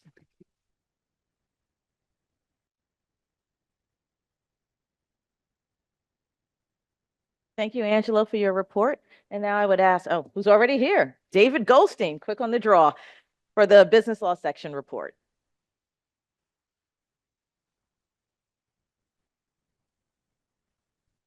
Hi, everyone. David Goldstein. I'm the newly minted chair of the business law section. I'm also the chair of the nonprofit practice at the Sir Tillman Ballin Law Firm on Long Island. So a few things that I want to try to focus on in this snapshot of what the business law section does is mission and membership committees, which really are at the heart of how the section operates, how we're active in the area of proposed legislation, and also some additional section activities. So the business law section focuses on the range of business law issues handled by lawyers who advise business entities. That's a very big tent, obviously covers a very wide range of substantive legal issues. We range from banking law to wine, beer, and spirits regulation, from securities law to nonprofit law, from franchising law to bankruptcy law, a very big tent. Business entities include business corporations, LLCs, financial institutions, and not-for-profit corporations, which is how you got me here. We've got approximately 3,500 members. Majority of those members practice in law firms. Our membership covers the broadest possible spectrum, from large national and international firms to mid-sized firms, small firms, all the way to solo practitioners. Members also include, of course, in-house counsel, judges, and government counsel, and we have double-digit representation from every New York State Judicial District. One of the things that struck me when I first became involved in the business law section, and it still is very noteworthy and remarkable, and really courses through everything that we do, is the tremendous practice area diversity. Our members practice in over 24 different practice areas. And the committees, as I indicated earlier, really are the lifeblood of the business law section. As you might imagine, with such a great practice area diversity, it's not going to be surprising that our section has a tremendous diversity of committees. So I'm going to focus on this slide for a minute. My kids are past the bar and bat mitzvah phase that Angelo mentioned. One of my daughters is so I'll get her involved in this a little. She's a kindergarten special ed teacher, and she would do a lot better with this graphic. I should have sought out her help before today. What I want to do is communicate the extent of the committee activity. The committees really are a hub of constant activity, continuous hive of energy and work simultaneously in each of their areas. And I'm going to go through them because it's really important to hear how diverse they are and how active they are. So it's banking, bankruptcy, business organizations, derivatives and structured products, energy and climate law, ESG, franchise, distribution and licensing, insurance law, legislative affairs, membership with a very active diversity subcommittee, mergers and acquisitions, not-for-profit corporations, private investment funds, securities regulation, technology and venture law, wine, beer, and spirits law, and of course, our executive committee. And each of our committees has a tremendous substantive component. There's lots of CLE content all year round. Of course, we work closely with NYSBA's CLE department, and we are also focused all the time at the committee level and at the executive committee level as well, in terms of staying on top of proposed legislation in the various committee areas. We work, the committees and the EC work in tandem, and of course, with close collaboration with our own Legislative Affairs Committee and with NYSBA's Government Relations Department. Our Legislative Affairs Committee is particularly active, and there's regular review of pending legislation and the issuance of BLS position memoranda for the legislature's consideration. Our not-for-profit corporations law committees, where I come from, historically was very active around the Nonprofit Revitalization Act in 2013, 2014, when it was amended in 2017. And this committee currently is focusing on the impact on the nonprofit sector of federal administrative and funding changes and how we advise our clients in dealing with that. Our franchise distribution and licensing committee, and I'm just pulling out a couple just to give you an example, has been very active on proposed amendments to New York's Franchise Sales Act. In our most recent, just a few days ago, our most recent executive committee meeting, some of the legislative items that we considered was a proposal to amend the labor law prohibiting non-compete agreements and certain restrictive covenants, a proposal to amend the general business law in relation to false advertising that takes the form of false representation of affiliation or approval of state or local agencies. A lot of our clients are bombarded with that kind of false advertising, and also a proposal to amend the general business law in relation to establishing the Artificial Intelligence Training Data Transparency Act. Our section is active year-round, and again, the committees are at the heart of that. We also have a section-wide fall and spring meeting with a strong substantive CLE program for each of those. Our annual meeting features elections and also a substantive CLE program. We collaborate with other sections.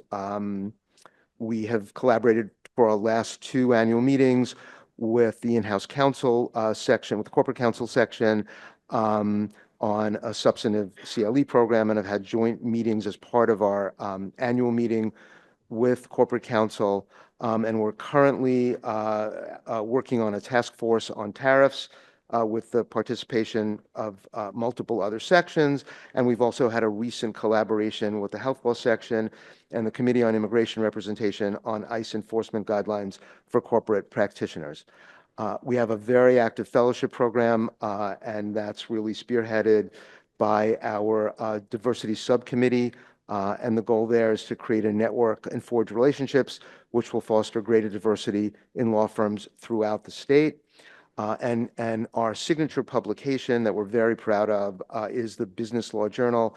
It really is a premier business law publication. It's published twice a year by the section and distributed to all section members free of charge.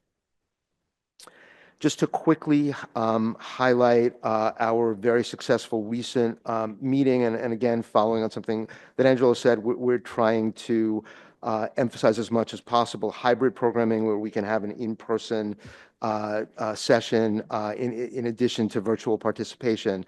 And at our spring meeting, it was a hybrid program, in person in Manhattan, available virtually. We had more than 100 participants for the live program. Of course, it's also available on demand. There were 2 sessions, one on the fundamentals of responsible AI and their implementation, and the other on AI regulation, a comparison between US and EU as applied to healthcare and medical devices. Both sessions were moderated and spearheaded by Luca Melchiona, who's the chair of our BLS Technology and Venture Law Committee.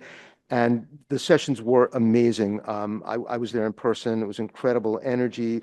The panels were really over the top. We had a New York Supreme Court justice, leading academics from Sweden, Columbia, and NYU, a legal and policy officer at the European Commission, a lawyer at an Italian law firm, and in-house counsel at a California corporation. So that's the kind of robust hybrid program that we're aiming for. And here's just a snapshot of our leadership effective June 1st and some of our recent past chairs. Thanks very much for your attention, everyone. Enjoy the rest of your day.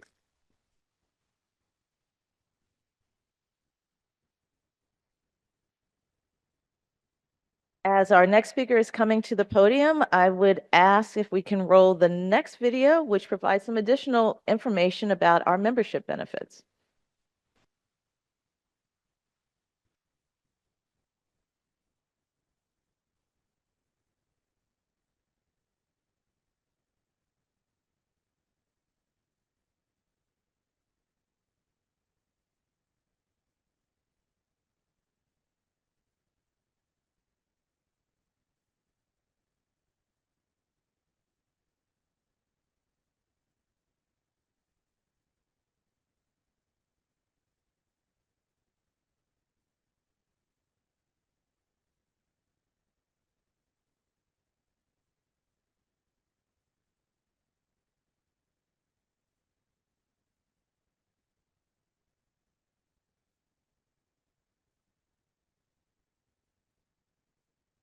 And now we have the Honorable Cheryl Chambers, who will talk to us about the work of our foundation, the New York Bar Foundation.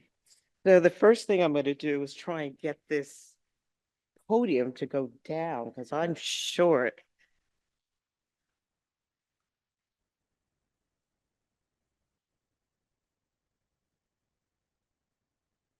Ooh. Okay, I just want to tell you something before I officially start my report. As I was walking up here, the former president, Dominic Napolitano, said, "Remember, you're between now and lunch." I always remember that, Dominic. Good morning, everyone. I'm Cheryl Chambers, and I'm the president of the New York Bar Foundation. I'm delighted, as always, to be with you today to share some important updates from the foundation. Before I begin my report, I'd like to offer my heartfelt congratulations to Kathleen Marie Sweet on becoming president of this association. I truly look forward to working with you as a fellow member of the association and as president of the New York Bar Foundation. It's the end of the agenda, Dominic, and I know we're all eager to ease into the weekend, so let's get started. We've talked about to our friends at the water cooler and over dinner that we are at a pivotal moment in our history. Economic, social, and geopolitical issues are front and center in the headlines. It doesn't matter what channel you're watching or which newspaper you read, it's everywhere. We're seeing unprecedented litigation, pressure on the judiciary, pressure on law firms and on their clients. It's a dynamic time for all of us. And it is especially challenging time for those who cannot access legal services on their own, especially government benefits, as government benefits and social programs are being cut. This is why the work of the foundation matters now more than ever. One of our core principles is that advancing the rule of law, and let's be clear, the rule of law is not a theoretical construct. It's the foundation of a just, democratic society. It ensures accountability, equality, and fairness. And access to justice is at the heart of it because people, no matter their income or background, deserve a voice, legal help, and the power to hold decision makers accountable. And that's exactly where the foundation comes in. We put these values into action.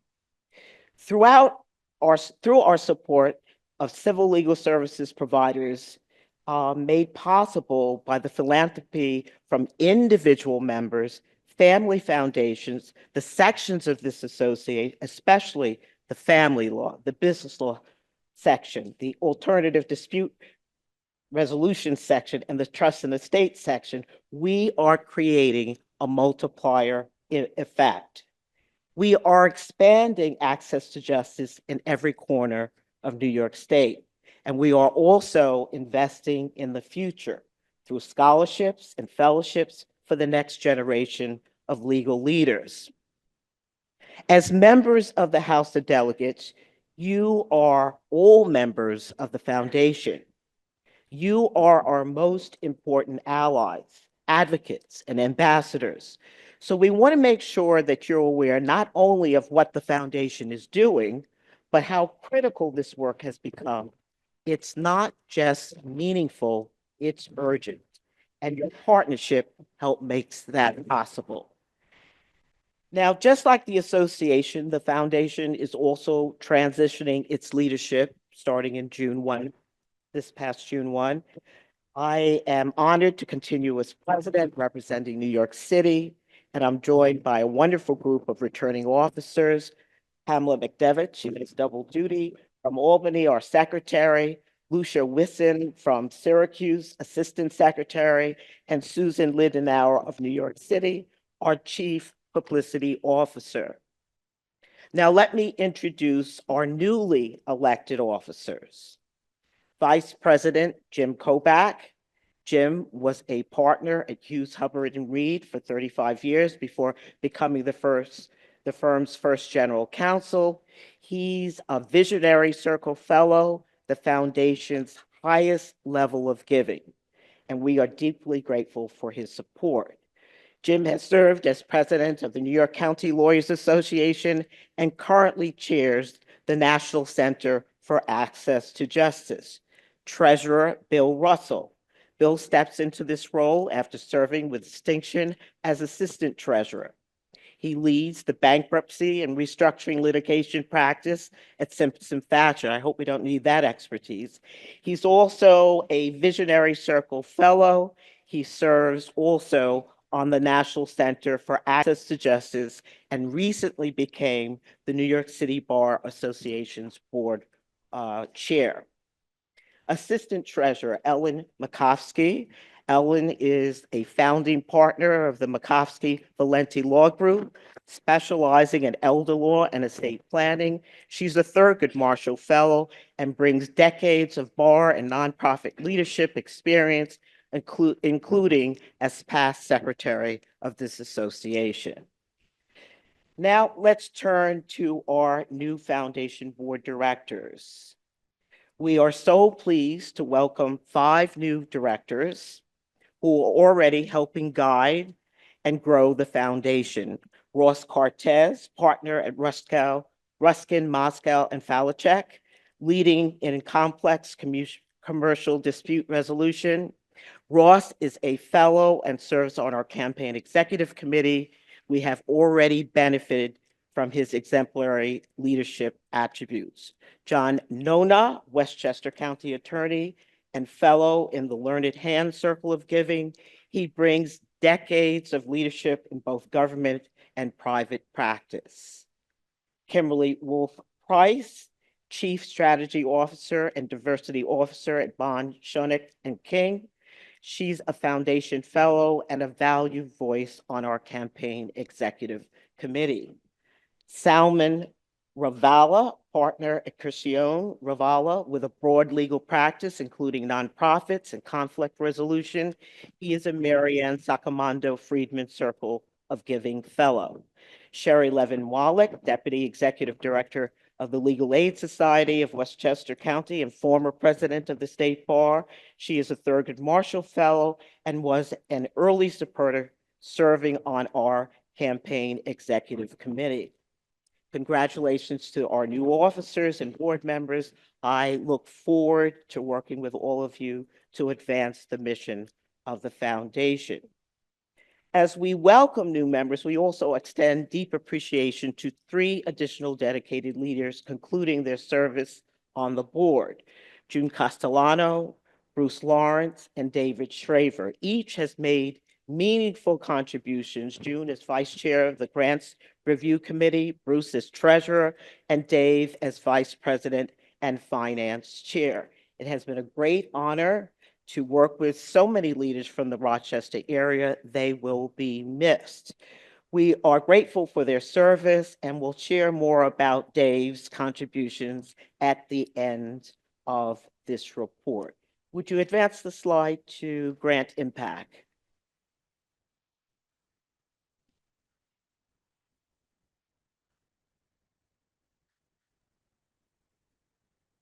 Oh, they missed a couple of slides. Let's see.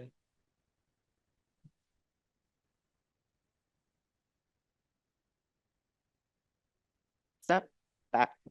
Yeah.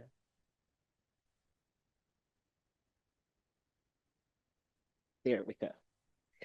As you may recall from my April report, this year the foundation has awarded $668,000 in grants to nonprofit organizations across all 12 judicial districts, seeding opportunities for thousands of New Yorkers in need and expanding access to justice where it's most urgently required, from domestic violence to housing security and beyond. As I indicated previously, now more than ever, we must invest in organizations that advance access to justice and uphold the rule of law. I note that the total figure on the screen includes $279,000 in fellowships and Scholarship Awards. Throughout this year, we have highlighted the extraordinary work of our grantee partners, demonstrating the real-world impact of your generosity. Today, I'd like to focus on the Foundation's fellowship and scholarship programs designed to cultivate the next generation of legal professionals. You may ask why the Bar Foundation should invest in the next generation of legal professionals. The first part of the Foundation's original and current mission is to invest in legal education. Scholarships and fellowships enhance access and inclusion in the legal education. They alleviate financial burdens and promote skill development and support social justice. These programs offer networking and mentorship, and they ensure the profession's sustainability and excellence. Please go back to slide 6. Oh, are they working? They usually, okay, let's see. I don't know if I can do it.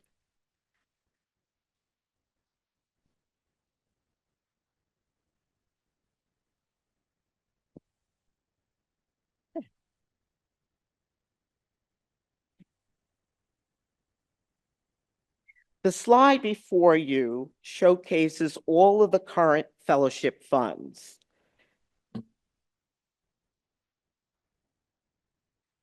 This slide shows the Foundation's scholarships, with the latest addition being the Norman Effman Fund. The Norman Effman Fund was established in November 16, 2024, through a generous donation of retired Judge Michael Mohan.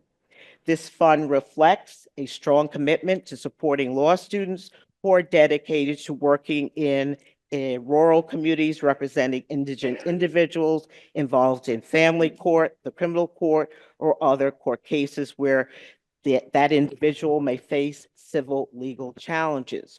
Once again, we thank the Sanctions on taking the lead in establishing scholarship and fellowship funds. Today, we are spotlighting the Catalyst Fellowship Program as it exemplifies, oops, I should never be in charge of moving the slides. We got people for that at the court. And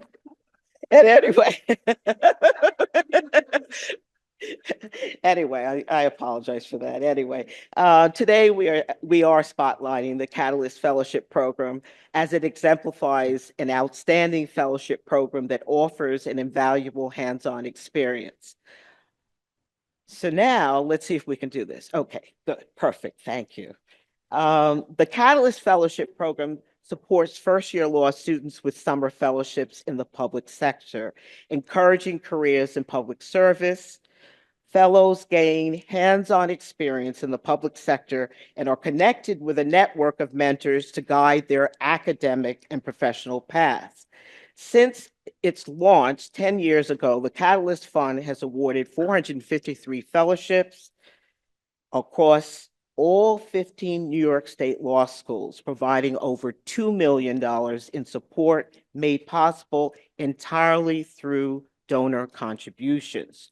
Just this past Thursday, I bet you're wondering why there's a man with an open mouth on the screen, but it'll all make sense. Just this past Thursday, as part of the program's mentorship component, we hosted a virtual gathering with Chief Judge Rowan Wilson and other members of the Court of Appeals.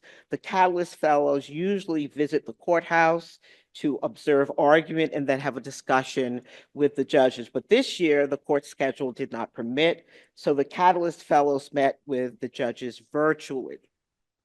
The Catalyst Fellows have a rare opportunity to hear from judges about their public service and paths to the bench.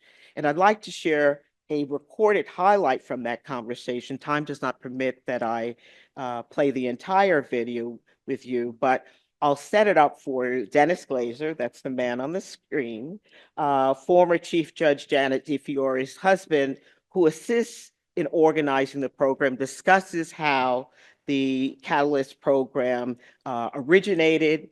What follows is Chief Judge Rowan Wilson discussing his start in the legal profession, and then Judge Madeline Singers talks about her start in the profession. So I don't know if we can do it from down here. Maybe we can. Yes, we can. We have Catalyst Fellows. You know, we have Catalyst Fellows from all 15 law schools in New York. The program began 10 years ago now, when Chief Judge Janet DeFury was appointed Chief Judge. As those of you who are judges on the phone know, and some of you others may as well, judges are not permitted to maintain campaign accounts. So if they come from elective office, they have to find a source, a place to dispose of the money that they've collected for elective purposes. In the case of Janet DeFury, she was the district attorney of Westchester County, and she had a fair amount of money collected for her next campaign. And rather than give that money to political sources, she donated it to the New York Bar Foundation, ultimately, to form the Catalyst Public Interest Foundation program. The other thing I guess I should start with is there was nothing like this program when I was in law school, and I exited law school with a mountain of debt.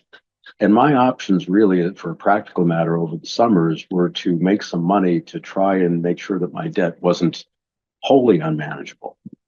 So this is, you know, the Catalyst program is really a wonderful opportunity for all of you. So how did I wind up where I am? After law school, I went and clerked for the chief judge of the Ninth Circuit in California. I grew up in California. And I really did that partly because I didn't know what I wanted to do. And I thought that clerking would help me both learn some more and get a little bit better handle of what I might want to do. At the time, I was thinking that if I was lucky enough to be able to get a teaching job somewhere, that's what I would wind up doing. So I didn't really have commercial practice on my mind as something that I was going to do for a long time. But as my clerkship wound down and I still had a tremendous amount of debt, I thought that I would do a couple of things at the same time. One was to go to New York to try something different, to go to New York to go to a commercial firm to help pay down some of that debt. And also I thought that getting a teaching job was not going to be particularly more difficult from New York than from anywhere else, because if you're lucky enough to get a teaching job at a law school, it could be anywhere in the country. And I did think that going to New York, I would get the most experience the quickest, and that thinking back to my professors in law school, I thought the ones who had some kind of practical experience in addition to just academics brought something else to the table. I thought those, from my perspective, tended to be the better professors. And it didn't have to be people who'd actually worked at a firm. They might be professors who had, taken on a matter while they were, working at a law school. And so that was kind of my plan. And then what ended up happening was I liked commercial practice so much, I got stuck in it for 30 years. The chief and Judge Garcia are a little more, sometimes not as smiley and pleasant on the bench as they are right now. So, but in any event, I feel deep appreciation and privilege for sitting on the court with my colleagues. It's really an incredible job. My entire career was in public service. I graduated from Fordham Law School and thought, I wanted to be a litigator. I really wasn't sure why. There weren't attorneys in my family. My parents were immigrants. I didn't have much exposure to lawyers, so I didn't really know what I wanted, but I thought I would probably be pretty good in front of a jury. And it turns out I was pretty good in front of a jury, so that was a good gamble. I thought I'd be at the DA's office when I first started for 3 years. That was our, what we committed when we started, and then I would go into the private sector so I could pay down my loans and move on with my career. But, from the first time that I started at the DA's office, I really felt the work was so meaningful, and I got so much from it, working with victims of crimes, working with those accused of crimes, coming up with programs, really being able to be to do what was right in a case was something that was very gratifying. And as the 3-year mark rolled around, I was doing more and more serious cases. I ended up doing a lot of work in domestic violence and special victims. And those cases really spoke to me, and I felt I was making a real difference, particularly in women's lives and in children's lives. So first year students, thanks to the Catalyst program, really have been able to pursue judicial internships that might otherwise, be financially out of reach. I know from reading statements and talking with our students and from former Catalyst fellows that these experiences are really formative. So that's only a snippet. The students engaged with the Court of Appeals judges, and Judges Garcia and Canatero also participated. The law students described their experience as deeply insightful and very inspiring, and it was a standout moment for them in their law school career. Next slide. Oops. To expand or reach and impact, and to support and grow our grant allocations, fellowships, and scholarship programs, the foundation launched its Force for Justice campaign last October. While we are still in the quiet phase, I'm pleased to report that we already have 42% of our goal, thanks to the generosity of more than 100 donors. From a strategic standpoint, since launching the campaign, we focus primarily on those who have supported or have engaged with the foundation, what I'll call it the low-hanging fruit. Looking ahead, we're encouraged. We have a strong pipeline of potential donors, and while we are mindful of the current anticipated shifts in the economic climate, we remain confident in our trajectory. On the horizon, we also have plans to host a series of informal cultivation events, or as our new board member Ross Cortez put it, friend raising, to continue educating and engaging our supporters. In addition, we're preparing to launch a matching gift campaign to encourage participation from individuals who might not otherwise consider making a gift on their own. As always, I thank you all who have already contributed to the campaign, and for those who are interested in learning more about the campaign and the impact of your support on New Yorkers in Need, please feel free to contact Deb Ospelmeyer, our foundation executive, or Daniel Holland, our new director of development, or any board member. This year marks the foundation's 75th anniversary.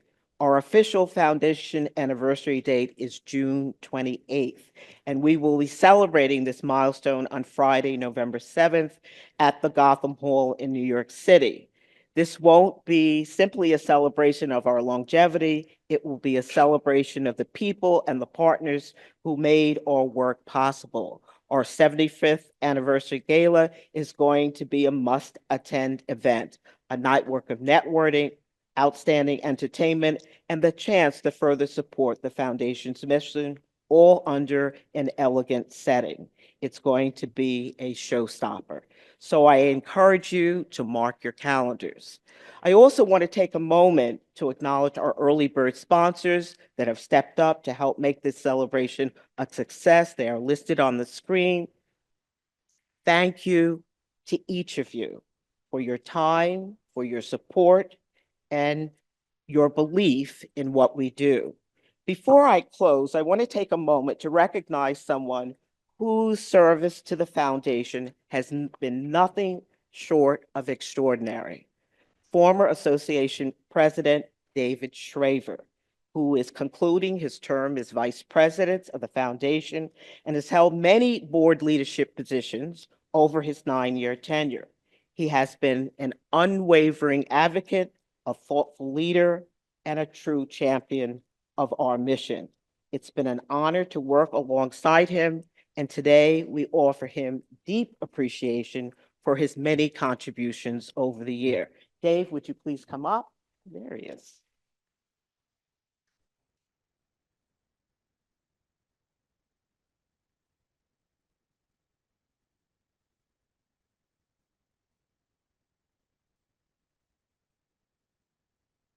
This is just a very small token for everything that you've done over the years. We thank you for your dedication, your wisdom, and your heart. You leave an indelible mark on the foundation. We are all the better for it. While you are stepping down from the board, we are grateful that you will remain our finance chair. On behalf of the foundation.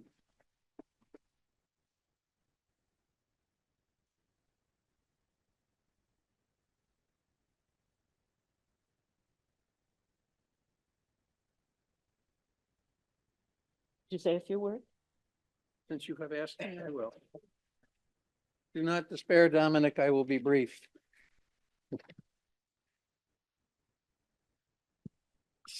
I don't know if you're coming back up here. I hesitate to change the height of the podium.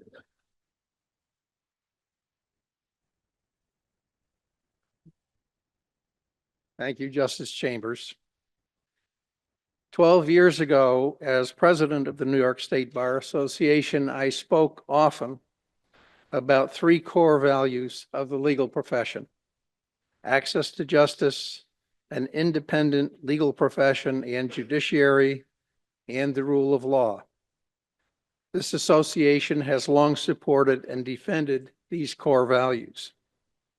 And I know President Sweet intends and is committed to continuing that support.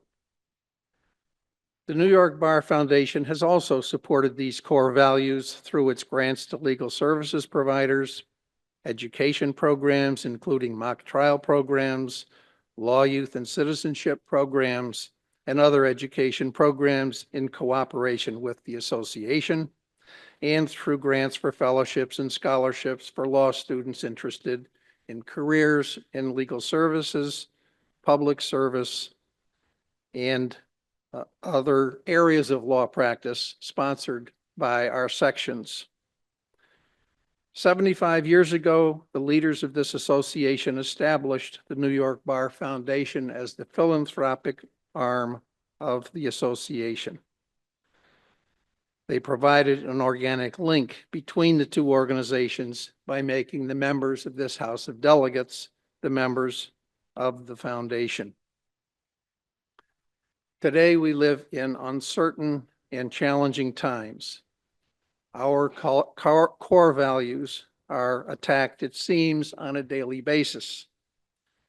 Federal funding has been cut for programs that support many of the organizations and programs that receive grants from the New York Bar Foundation, as well as from state and local governments that are impacted by the federal cuts.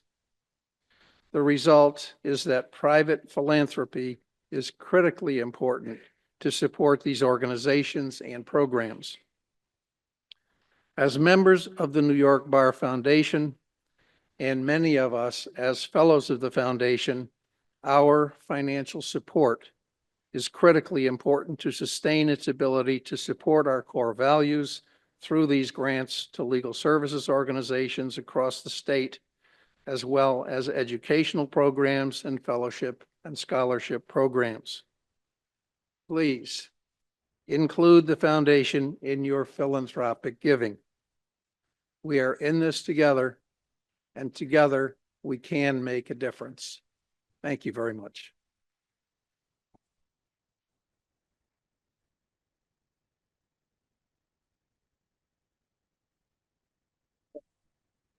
Can I really add to that? I don't think so. Thank you for giving me the time today to speak with you, and I wish you a wonderful summer. And it's joyous outside, and I'll see you in October.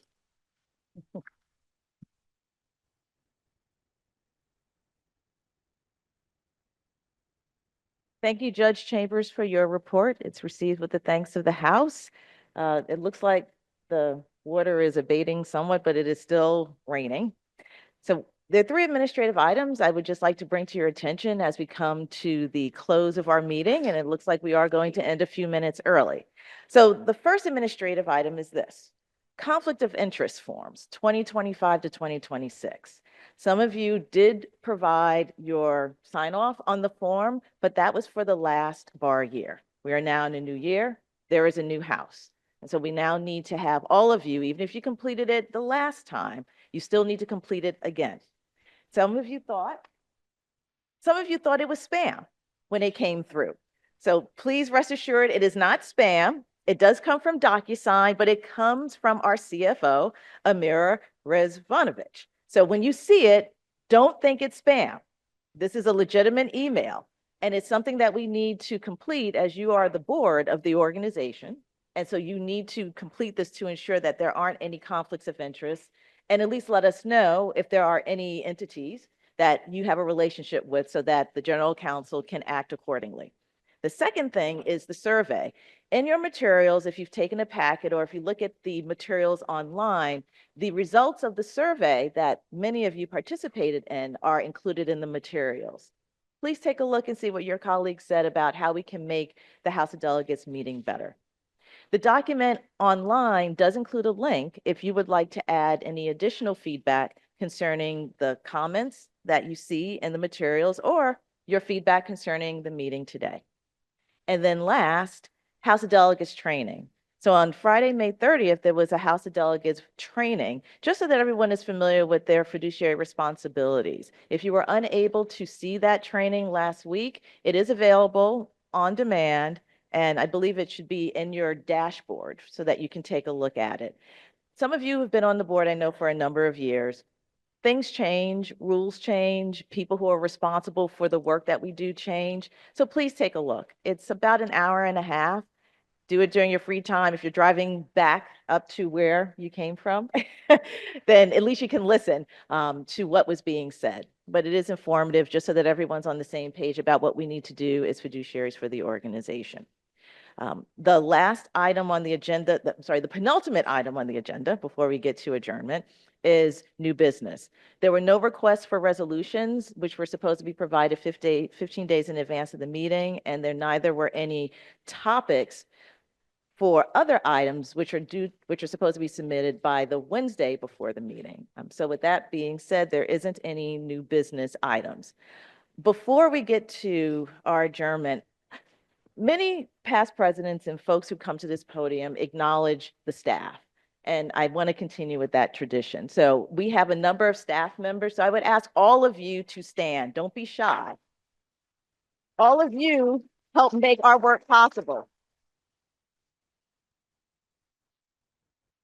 Got folks to my right, folks to my left, folks in the back, folks up there on the stage. Dave, you should stand. Dave, stand up, our general counsel. And we have our tech folks up there who's been helping us move this along. Thank you very much. And so with that, final order of business. The next meeting is going to be October 25th here in Albany at the Bar Center. It will be a hybrid meeting as well, so you can come here in person or you can participate via Zoom. And with that being said, we are now at the moment for adjournment. Is there a motion to adjourn? Is there a second? All right. Online? I'm sure no one will disagree. So with that being said, I'm sure it is by unanimous consent. Safe travels, have your umbrellas ready, and please get the lunch that's in the back of the room, and see you in October. Meeting adjourned.